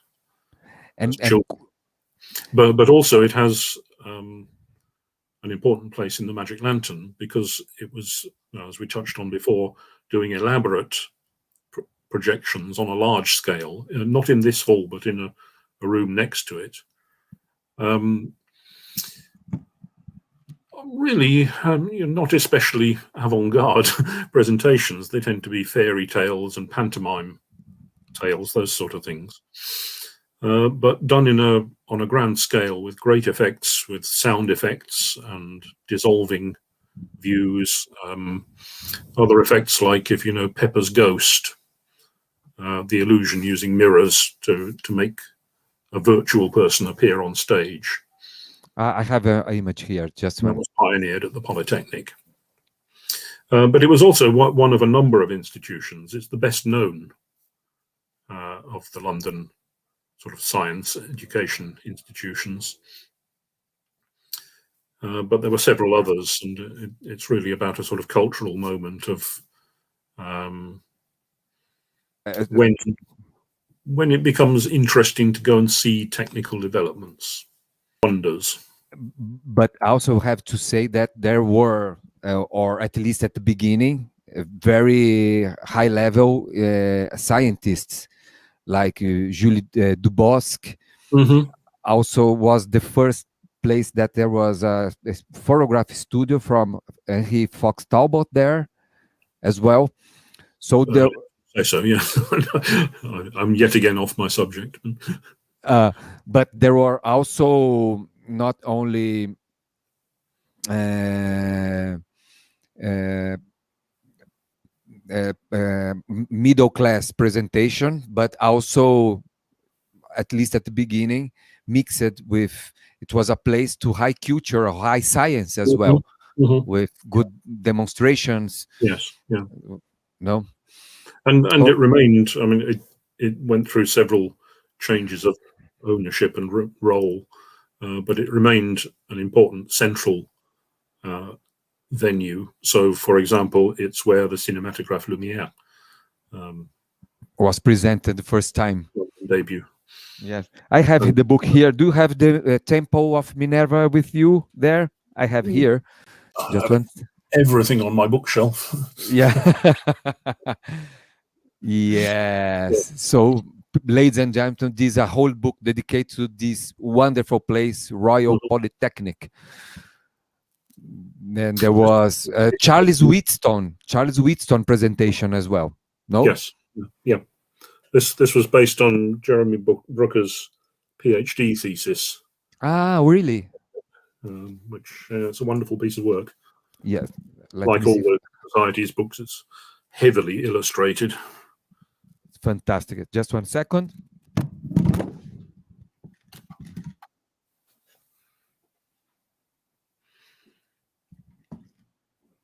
You have a very well-stocked bookshelf, Raimo.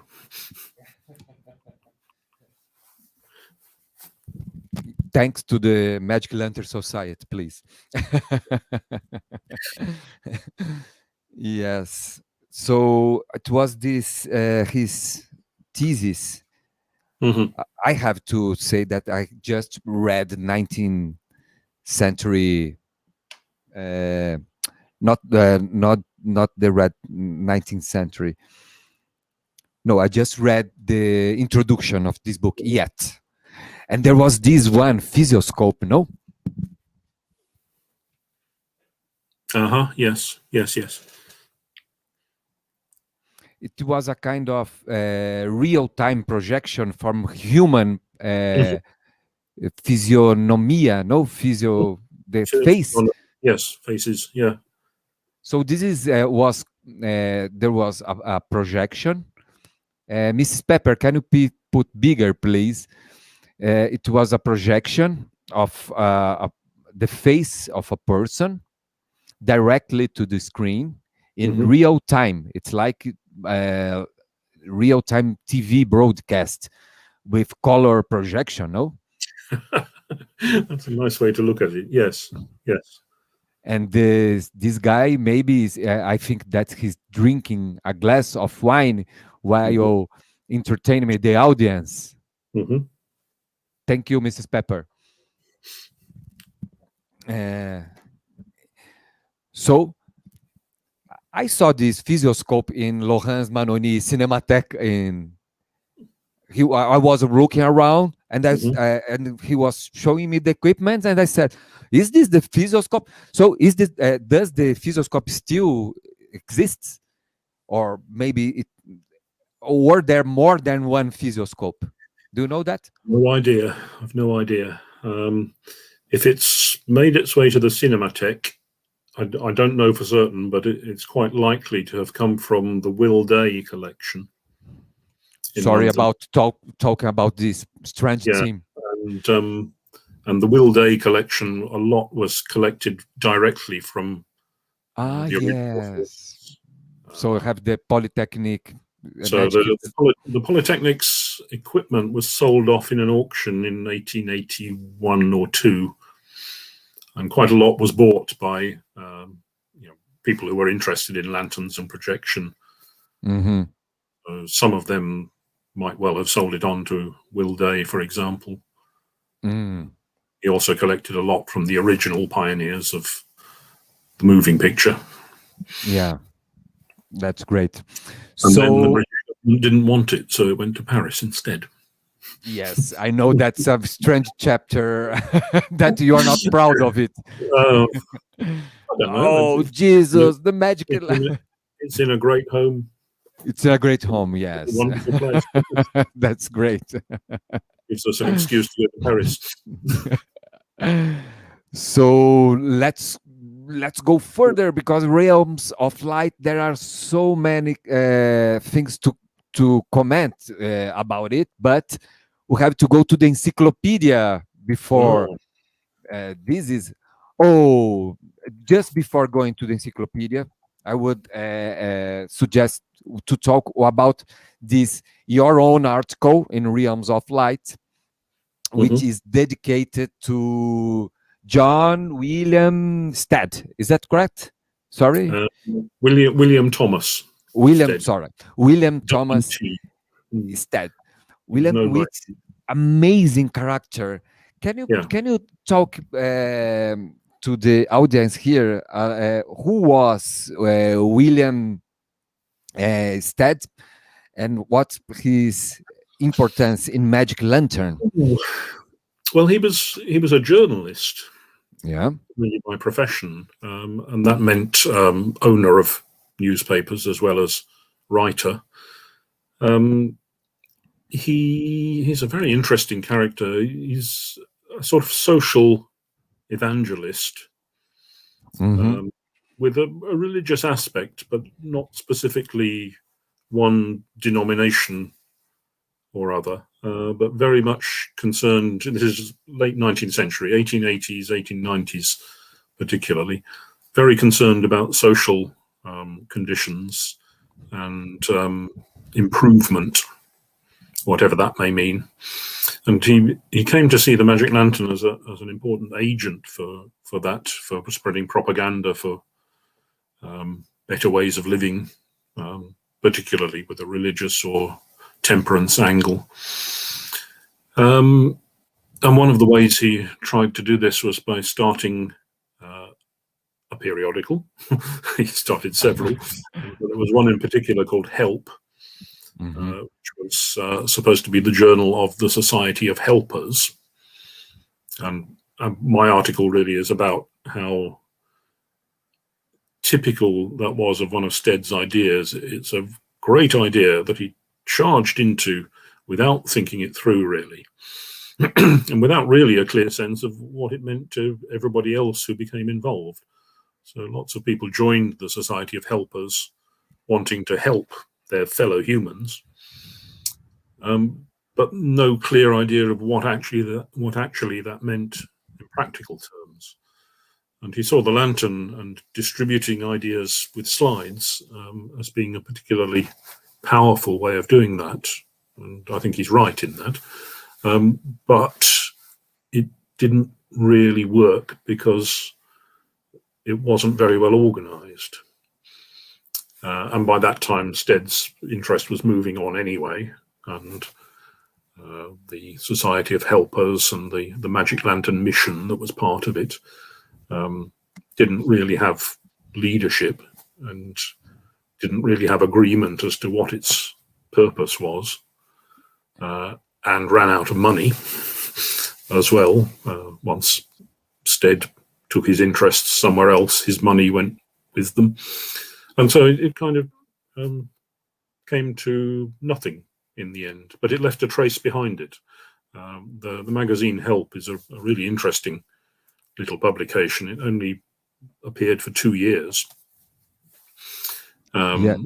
Those 2 years are in the British Library and includes lists of everybody who joined and what they were doing with magic lanterns and where they were and how they formed little local societies and tried to do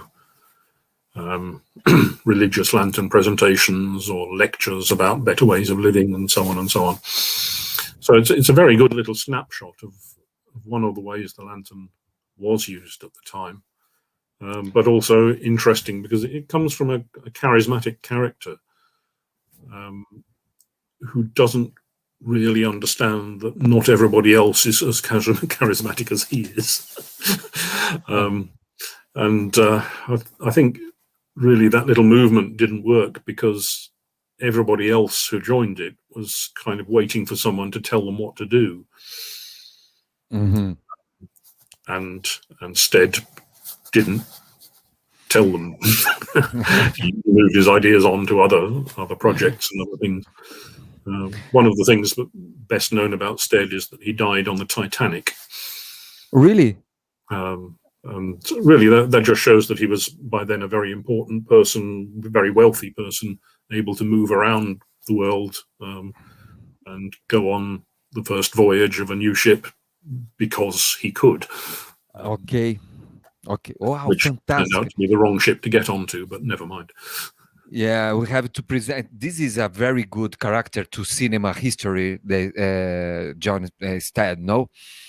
And someone should make a film. Yeah, I've seen TV documentaries about Stead. Really? But it would be interesting to see him developed as a character. Yes, I would. I will ask you this if you have some something to me to advise me to see.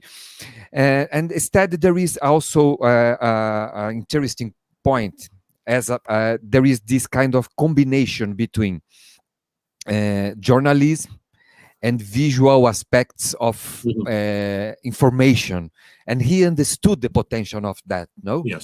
Yes. And he could make a very at least a plan to put in an organization, in a publication, and try to hire to facilitate the commercialization, and also to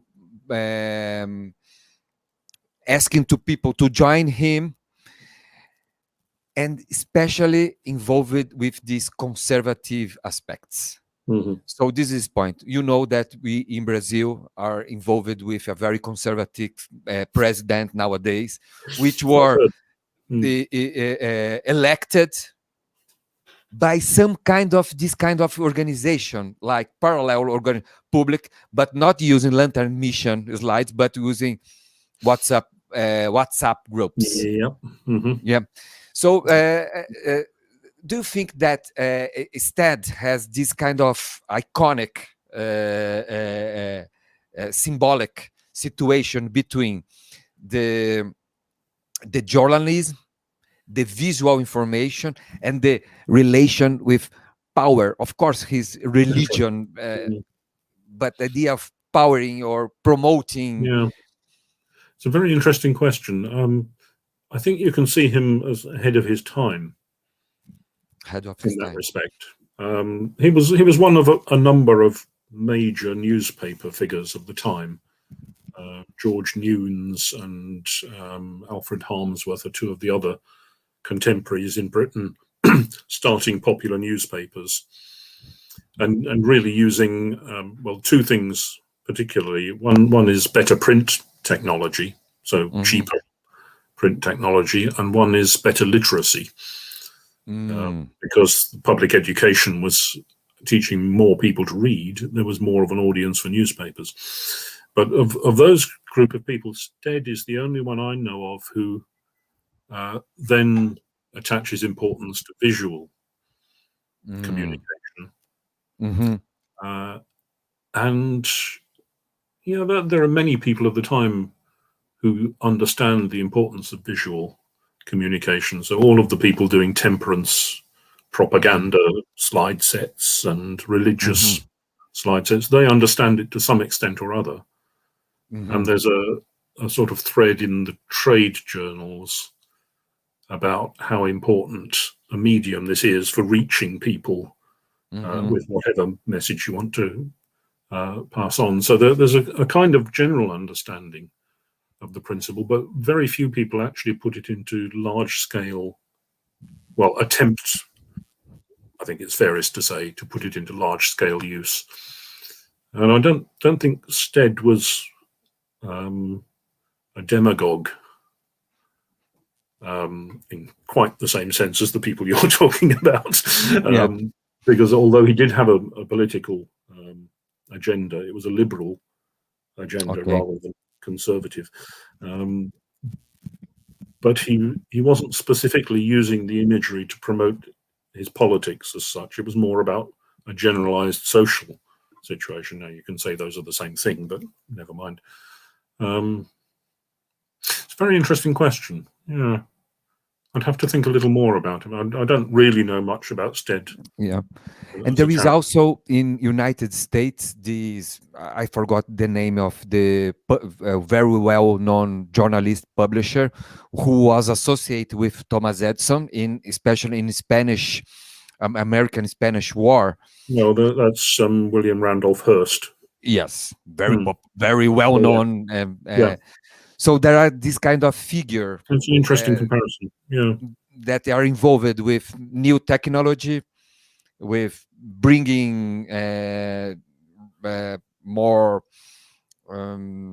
popular, sorry about this word again, information, and instead it looks like working with magic lantern is a kind of experimenting or trying to experiment this kind of use of the media inside journalism. I think if there's a difference, it's probably that W.T. Stead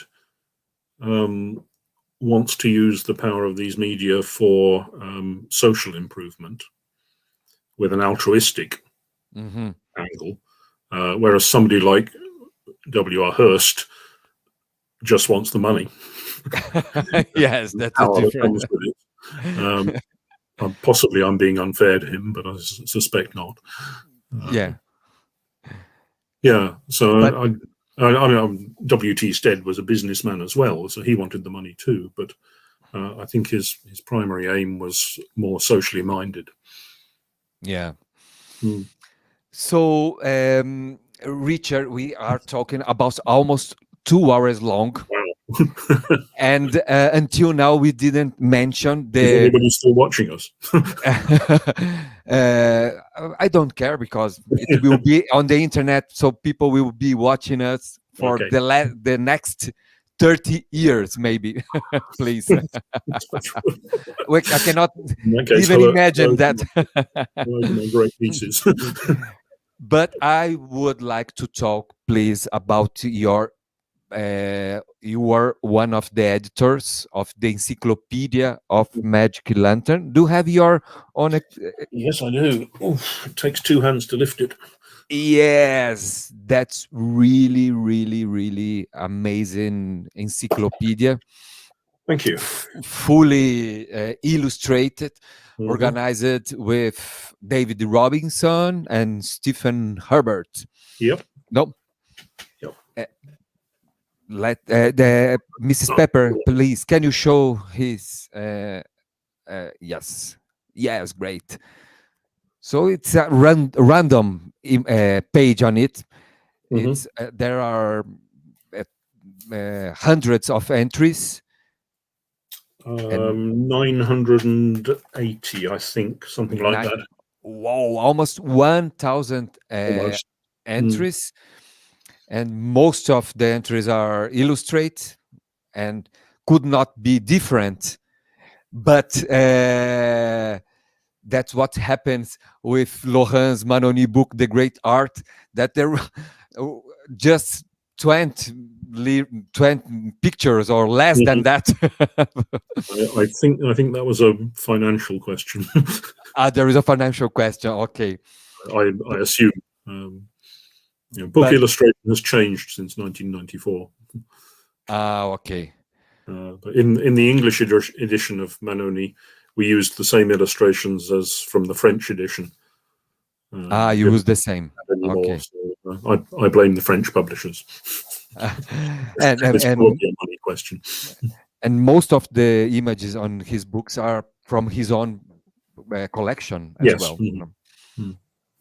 So I will show some images as well as I made it in with Realms of Light. And then, this is the last one, no? Letter Z. So this is the beginning, just to show people the kind of the range of different teams that are involved with Magic Lantern, no? Yes, again, it's almost a random collection of references. Certainly, we were very aware at the time that there was a subcommittee made a list of topics to include, which was about 2,000 items. Wow. And then people started trying to write bits, and some got written and some didn't. And so it's kind of haphazard. It covers all the important points of lantern history, I'm certain of that. But then there's this sort of randomness, which I quite like, actually, because it introduces sort of lesser known people and lesser known effects, and leaves work to do, very much so. It was a difficult book to do. I really only came into this very late in the project. I wasn't on the original subcommittee, when, as with all amateur projects, it was reaching a late stage and wasn't nearly ready. So I foolishly volunteered to help in any way I could. Wow, that's great. I was editing. Thank you about that, Richard. Items. But we got it together and we got it done. Really, the conception of it is David Robinson's original idea, developed with other people. I would credit Stephen Herbert as being the person who really got this together. And as I say, I came into the picture late as a sort of assistant editor, just trying to get the thing to the designer. And the designer has to be mentioned as well, Dennis Crompton, who did all of the society's books, laid out all these pages, improved all the illustrations. It was a phenomenal piece of work to get it done. And it was done on time for our convention in 2001. And it's just a huge piece of work. Huge. How many times did you get involved with, since the idea of since the Robinson's idea until the publishing? How many years? Very good question. The previous convention was in 1997, so it's no more than 4 years. I would say it's probably 3 years. Really? It's from not beginning to end, but most of the actual work was in the last year. Really? So it's not so many times. So well, it draws on people's knowledge built up over decades in some cases. So writing an entry may be the work of one day, but it depends on 20 years of research to have the knowledge to put into it. So in that sense, it's a kind of summation of, well, not everything, but as much as possible as was known in 2001. And of course, not even in 2002, but later in 2001, it was already out of date because research has moved on and more things are discovered, or alternative versions of the stories and so on. But it's part. It is. You have to, with print publication, you find a certain date and that's your publication. Yes. Here, I'd very much like, now that we've sold all of the print copies, I'd very much like to start taking this information and putting it online. For me, Lucerna is the natural home for a lot of it. That then takes work in itself, and in voluntary societies, there are only so many people who are actually doing the work, and we have to eat and sleep as well and have normal human lives. Oh, I love this. It represents the very humor of a lecturer. Yeah. With dramatic situation, lazy and arrogant, and something like that. And the idea of have a illustrated Magic Lantern Encyclopedia, of course, it looks like it makes sense, but I suppose it's much difficult to make, or in the way of going to the images, talking with the authors, license. Yes, it was enormous. Enormous. yeah, a huge amount of work. And also making the little text and describing Mhm. it's very accurate on that Mhm. and perfectly informative. Oh, thank you. Yeah, I'm And very proud of it, or proud of my part in it. if I had on my own career, on my biography, I was co-editor of Encyclopaedia of almost about nothing, I would be proud of it. Yeah. That's really, really, really fun. Well, in my personal case, I was lucky. I was in the right place at the right time and able to offer a bit of help.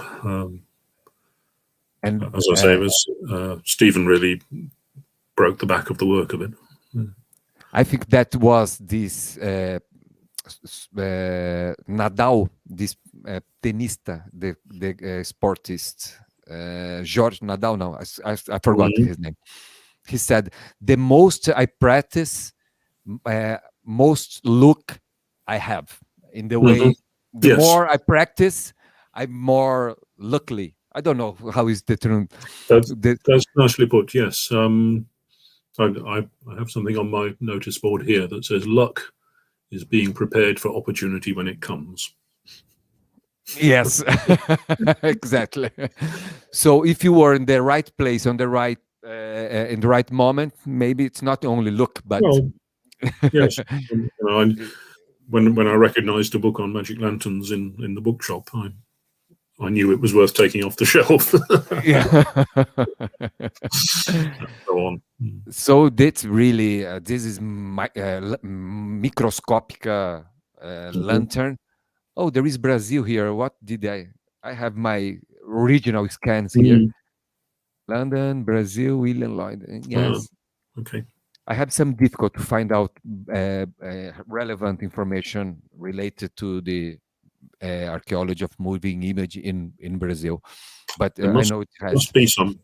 Mm. Yeah, and this is Ushatu. Oh, this is Pepper Ghost Mhm. style. Yes. No, Yes, there we are. Yeah. yes. So Nicole Pepper, who is in background, her nickname is Nicole Pepper, motivated of the influence of Henry Pepper in the history. Mhm. Since she's Nicole is in background helping us, Mhm. can you see how magic it is? Please, Nicole, can you put this image larger? Let's see. It's like, oh, yo. Please stop that, Nicole. Thank you. Yes, that's Yeah. great. Can you put the pepper image in front, Nicole? But let's see if she can. In full screen, this one, please. Yes. So Mhm. she is Nicole Pepper because she is working as a phantasmagoria person. So this Ah. is is this Harry Pepper's style was developed from him? I don't know. This effect is known as Pepper's ghost, Yeah. or John Henry Pepper. Hmm. But there was a dispute at the time as to whether it was actually his invention or the alternative name is Henry Dirks. Personally, I don't really care who the inventor is. I'm more interested in effects and the history of them. Hmm. But it becomes a very it becomes a important attraction in Royal Polytechnic Yes, yes. and keep me on stage during months, years, maybe. I suppose. I don't really know. I mean, I'm not myself absolutely convinced that it's really a very successful illusion. I think Mm-hmm. the images that we see of it, like this one, Mm-hmm. uh, show the principle, Mm-hmm. but I don't really believe there was a sheet of glass 4 meters by 4 meters suspended in front of the stage. It's maybe technically possible, but Yeah, yeah, but we have I'm nowadays just some kind of reaching. resolution. We have nowadays some kind of emulation using still piece of high uh, Mm. glasses, and it seems that works. There are It, some. it, it works, yes, but I think not on the scale that they're showing it here. I've seen Mm, it done as a fairground attraction, where the sheet of glass is more or less the size of a person, okay, I understand. and it can In work. Yeah, that's fine. Mm. So this is the Phantascope, like we have already said. Hmm. This is encyclopedia is really amazing. Oh, look who appeared here. Stephen Herbert. Of course. Yes, the book should now be updated and online, please. Great, Steve. Well volunteered. So partners joking each other. Uh, yeah, that's fine. And this is incredible image showing the how nowadays I'm Yeah, the really skirt. Yeah. I pretty much like the idea of live cinema in contemporary times. The idea to have the visual elements manipulated in real time, and this is Hmm. and also trying to project in different screens. So this image, it's a kind of concentrate these most of these important elements from contemporary and live cinema for me, and uh, and there is also I saw in that the book of that exposition, Lantern Magic and Film Paint from Hmm. Yes, I Donato know. Yeah. Pesetti. There is the slide of one of this kind of Hmm. performance. So uh, I think it's another point of the use of the magic and lantern. It's Hmm. not related with lecture. It's artistic It's spectacle. Yes. spectacle. I don't know if you noticed. If you go back to Realms of Light, one of the Uh, cover images is a please, skirt dance just 1 second. That's okay. with It, projection onto the dancer, and this is Karin Binek. it's a contemporary image. Yes. Yeah. That's great. So Karin and Ludwig Vogel-Binek, uh, they do a show called Illuminago in Germany, and Uh, that's been the finale for some years of projection onto Karin as she dances with the skirt. Very, very effective. and there are too much topics. This is one of the first well-known uh, images of showing a magic lantern, no? Mm-hmm. And poof, many others, 1,000 Mm-hmm. almost. Oh, this is Have you scanned the whole book? yeah. Yes, every time I bought a book, I read, make lines, make Mm-hmm. yellow drawings, and then make a scan. That I have to confess you, since I'm in front of the one of the editors that I use on my classes. That's fine. I'm Okay, flattered. thank you. Yeah, But I that's don't have time to ask knowledge the for license. sharing. And that's amazing. And one of the so just to this was the last one from that I have scanned Mm-hmm. here, but I want just to show one image from the encyclopedia that I have made. Kind of Portuguese translator from Mm-hmm. the topics I most like it, and this is the list. Wow. I think How many? yeah, not so many, but there are. Oh, sorry, not so many, but there are some Mm-hmm. that are like 40 or 50 topics. Mm-hmm. If and after reading about it, I could have a very panoramic and a good panorama of the magic lantern through the history. That was very important for me. So the magic lantern is of course a huge and a very huge subject to get in touch with, no, many amount of information. So there is was just one curiosity that I would like to show. There is nothing to comment about that. So we have to start to finishing our but before leave we have to talk about your project here, the Lucerna, the magic. And I'd like to know to listen a little bit about this project, please.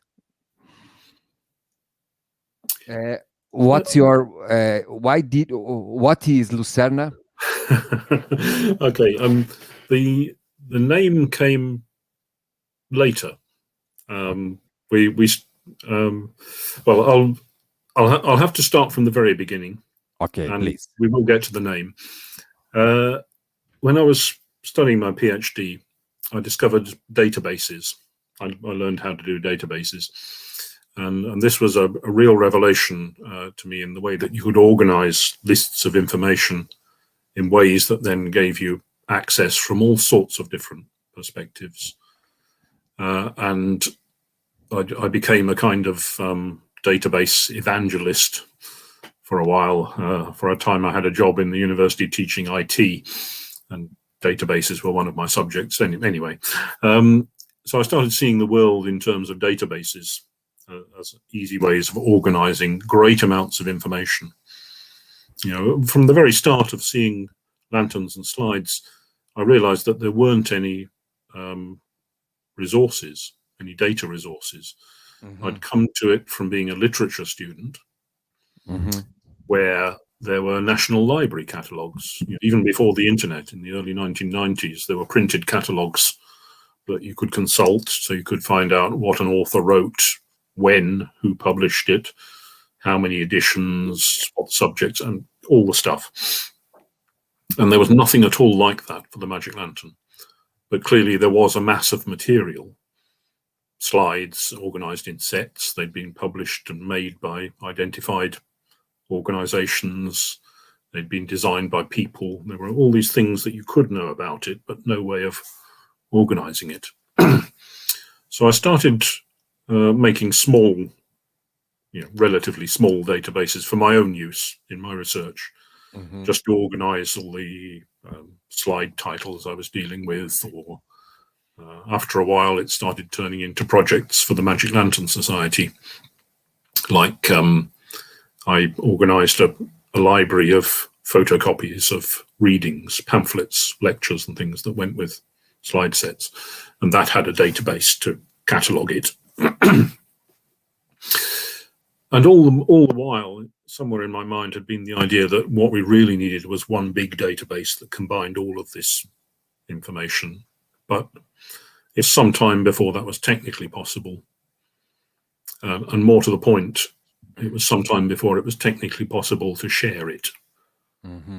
Once databases on the internet became a viable thing for amateurs to do, big corporations could always do databases on the internet.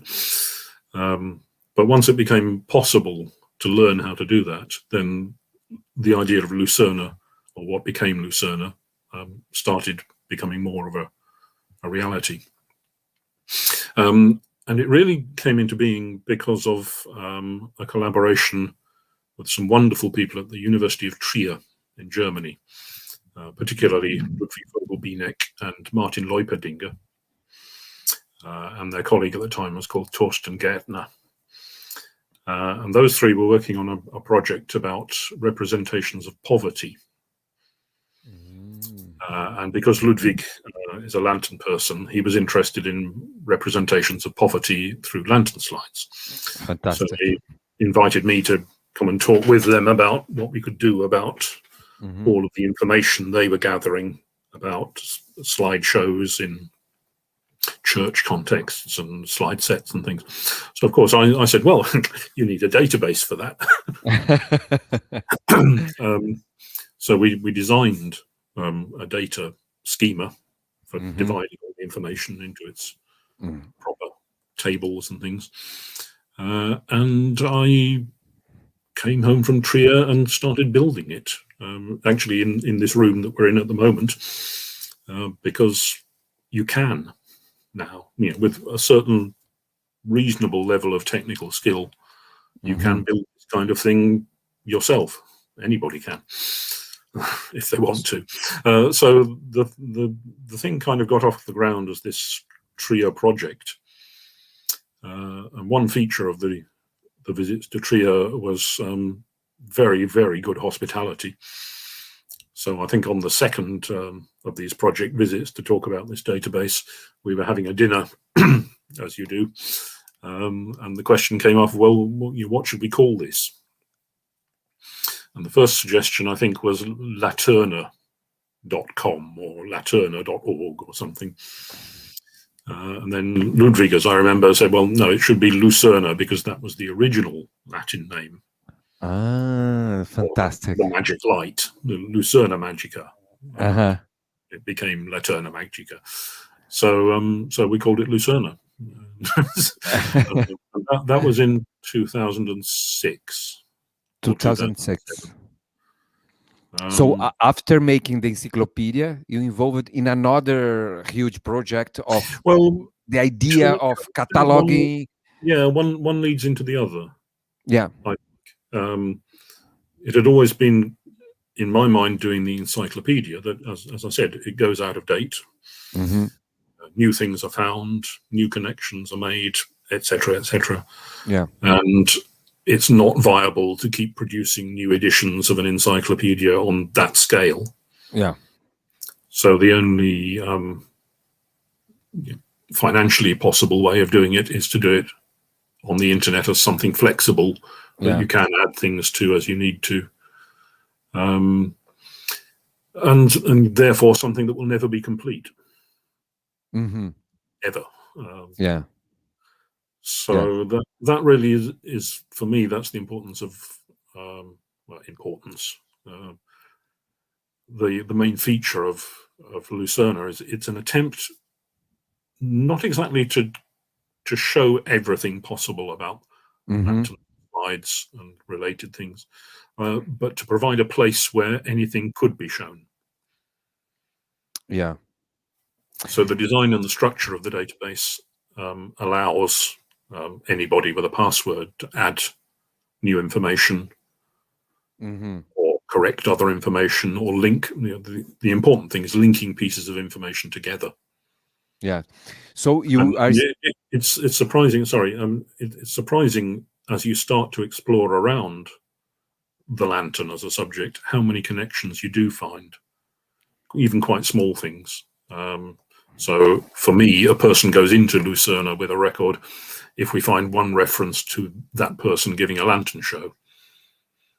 But then it's surprising how often that person giving a lantern show turns out to be the same one who wrote an article in the trade magazine, or who was the father of someone else who ran a company, or those kind of connections. And that's the interesting thing for me, is just trying to establish networks of what we know. Yes. And create something that people could use. So, the person who, like me, coming into this in 1992, the person who came into it now would at least have some kind of resource that they could draw on and hopefully add to. And the person, hopefully in 10 years' time, or however long, will have a better resource to go to. No, that's really amazing to see how the movement of media archaeology is growing and generation after generation, there is a really a step that's going further. Yeah. And comparing the history you told in the beginning, in the 60s, walking on the street, there was the guys put on the rubbish, magic lanterns, lights, collection, a whole collection there. And today we have these. Today, I hope that wouldn't happen. Yes, it wouldn't happen. Not certain, but it's less likely. And we have this kind of, I would say, roughly like different generation. David E. Robinson, Stephen Herbert, and this is the names I know because of course there are many others involved with this. And you, a next step, and these three generations were involved with the idea of organizing. And now I think it's going to open a space to also to reflect, make different connections, relation with other medias, cultural. Of course, you make also this kind of connection, but the researcher who is nowadays in the university has the possibility, like you said, to have something to which is organized for him, no? Or better than it was. And of course, the real well, as with any good scholarship, the real learning outcome for me personally in all of this is that the more I learn, the more I realize how little I know. And I like being in paradox. Yes. Sure. Yes, I like being in that situation. I'm yes. You can call me an expert because I know lots of things, but I know I'm not an expert because there's so much more I could know. Yeah. It could be depressing, but I don't find it so. And I think that's the excitement in any worthwhile field of knowledge, and especially in this one. There's so much, as I said, it covers so many different topics in so many different ways over such a long historical period. There's room for almost anybody to come into this and find something interesting. Maybe they just want to read something interesting and that's the end of their knowledge, or maybe they have a lantern and some slides and want to know more about them, or maybe they want to do full research on an area and this would help them do it. It's a really, really rich field and very open, still very open. It's still very open. That's fine. So, Richard, we reached the final question. I'm sorry to take your time so long. It's a total pleasure, Raimel. Okay, thank you. Because it would be impossible to make this kind of interview without mention the translation of the great art of light and shadow.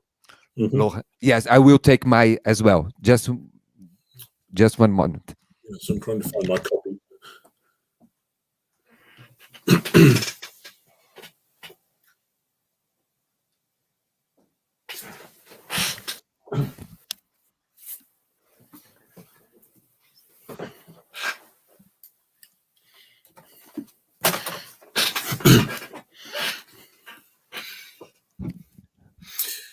Well, this is as I first met it. This is the original French edition, which I found in a bookshop in Lyon in, I think, 1995.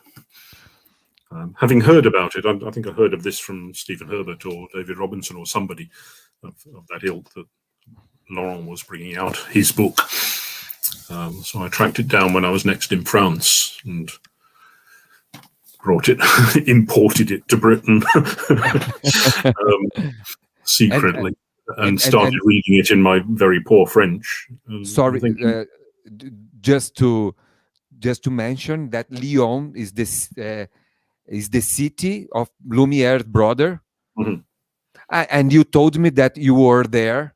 That's why I was in Lyon. I was invited to a French centenary of cinema conference in 1995. Cinema, yeah. Please. Cinema? Yes. Cinematography.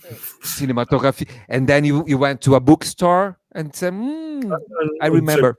Yes, I don't think it has the price sticker on from Fnac or wherever I got it, but yeah.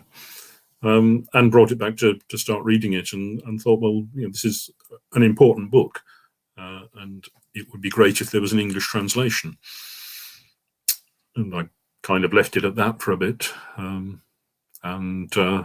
in the course of the job I was doing at the time, which was setting up a cinema museum in the University in Exeter, one day we had a visit from the University Press publisher, who was sort of looking for book ideas arising out of this museum. So I said, I got this down from my shelf and said, well, there's this, it needs a good translation.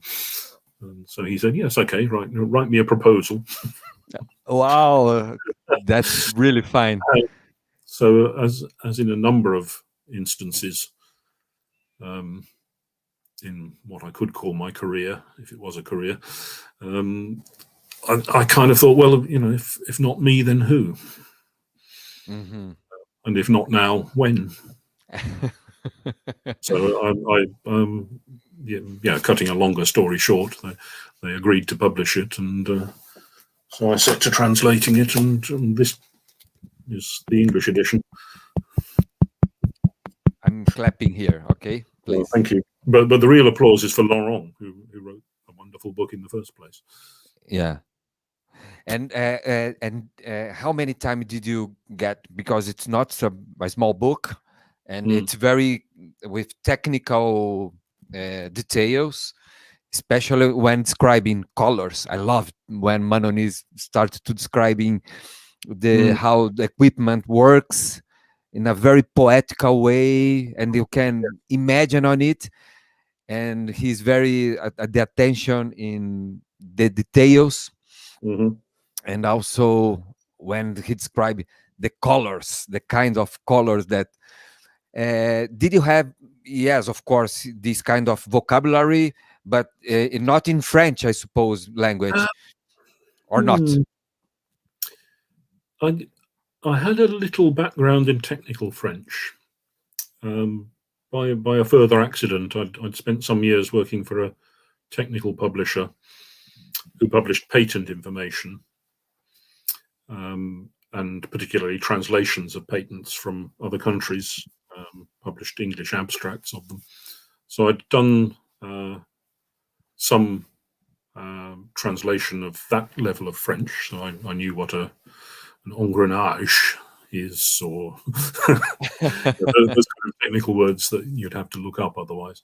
I knew what a dispositif was when it still meant device and not something more theoretical. So I don't know. I have that sort of background. Yes, and I think the important thing with translating is that you translate into your mother tongue. Mm-hmm. So the translation itself is not a facsimile of the original. Yeah, it's a kind of rendition of the original in your own language, and hopefully you understand the nuances of the foreign language enough to render them in nuances in your own language. Or there are people saying hello. Good to hear from you Doug. here, Richard. It's been a while. Okay, that's great. And you, I think you saw that Martin Gilbert. I saw Martin. Today. Yes, hi, Martin. Yes, thank you, Martin, again. And still about Mannoni's book. And I do think that since you are so in a passionate way involved with this kind of history, I think that did the things makes easier for you to translate? Oh, of course, yes. Yeah. you have to care about a piece of work like that. Hi, Monique. Yeah, I mean, there'd be no point in doing that sort of thing just as a job. Uh-huh. The publishers did pay for the translation, but not enough to cover 2 years of work or whatever it was. So you have to care about things like this. I think for me, that's one of the great importances of, well, really everything I've done in the Magic Lantern world has been because either I'm obsessed by it or I love it. Yeah. It does demonstrate how much you can do as an amateur. In English, amateur gets used as a negative term. He's just an amateur. He's not professional. I prefer it in its sort of French nuance of an amateur, somebody who does something for love. Yes, that's same in Portuguese. Love, the translation is amor. Amor, amador. It's very understandable, very easy to make this relation. And you mentioned that on the realms of light, and I love this, the way you put the relation between amateur and love. Yeah. So and at the last question, I'm promised last question about 30 minutes, no? But and how was the contact with Laurent Mannoni during this translation? Oh, very friendly. Yes, I like Laurent enormously. We didn't actually meet face to face. Never, just email. We may have met. Yes, I think we met at a Domitor conference when I was starting out on the project. So I sort of introduced myself and explained that I'm going to try and do a translation of Le Grand Art. And he sort of patted me on the shoulder and said, "Ma pauvre amie."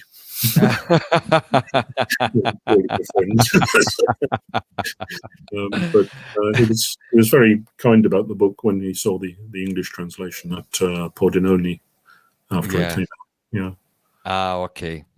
So it's a wonderful and single volume book. It's very important to It's study. still the best there is. It's still the best there is. Yeah. Yeah. For me, the best introduction to the whole range of historical media. If there is still someone in audience which is not specialist, because I noticed that we have few but very important and dedicated people watching us. But if there isn't, there is someone who is dealing or wants to. This Laurent Mannoni book was the first that I read and gave me a whole idea, and have been one of the most important reference. I think it's in several languages now, but that's the English title. Yes, The Great Art of Light and Shadow, which is the same name from Athanasius Kircher's book, no? Of course, yes. Why did he did that? Do you know? Since you not? are the translator, you have some information about this gossiping. It's deliberate. Well, it's two references actually. Really? The Grand Art de la Lumière de l'Ombre refers Athanasius Kircher, of course, but Archéologie du Cinéma refers to C.W. Ceram's book from the 1960s on archaeology of the cinema. Which I think is now seen as quite an old-fashioned book, more of a collector's item than a reliable historical source. But that's how I read Laurent's title, that it's two references. So I think we reached have almost exploiting YouTube. It's all right. The pubs are closed, so I can't do anything else. No, I have to say that this whole project, it's a kind of wonderful project. Yeah. Thank you.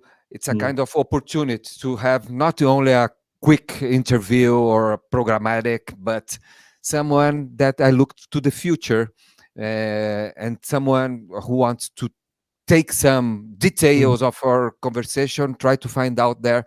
So there is no limits. We have the possibility to use that technology in favor of our project. Yeah.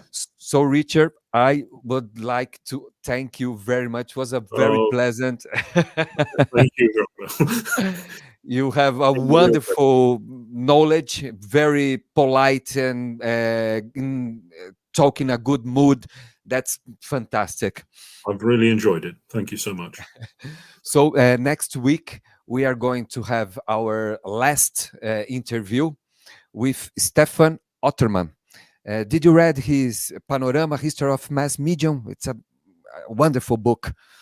I haven't. Ooh, yes. So if there is still some place in your desire of reading the books you desire to read, which I suppose that there is a huge collection. There's still a few spaces on the bookshelf. Yeah, it's amazing. 500 pages of Panorama. I think that's why I haven't read it. But. Yes, and I really think that Stefan didn't have the opportunity yet to have a very interview. So we are going to have our last first season Flick and Throw interview, because maybe in the future we can have another opportunities of talking. I would love you to talk with Jeremy Brooker and Martin Gilbert. Martin, please accept me. yes. And maybe one day I would like to meet everyone in a London meeting of Magic Lantern Society and take a cup of tea together with you. That would be wonderful. Okay. We'll see you there. We'll save you a place. So thank you. Goodbye, Richard. Thank you very much. Thank you. Boa noite. Boa noite. Tchau, tchau, pessoal. Vinheta.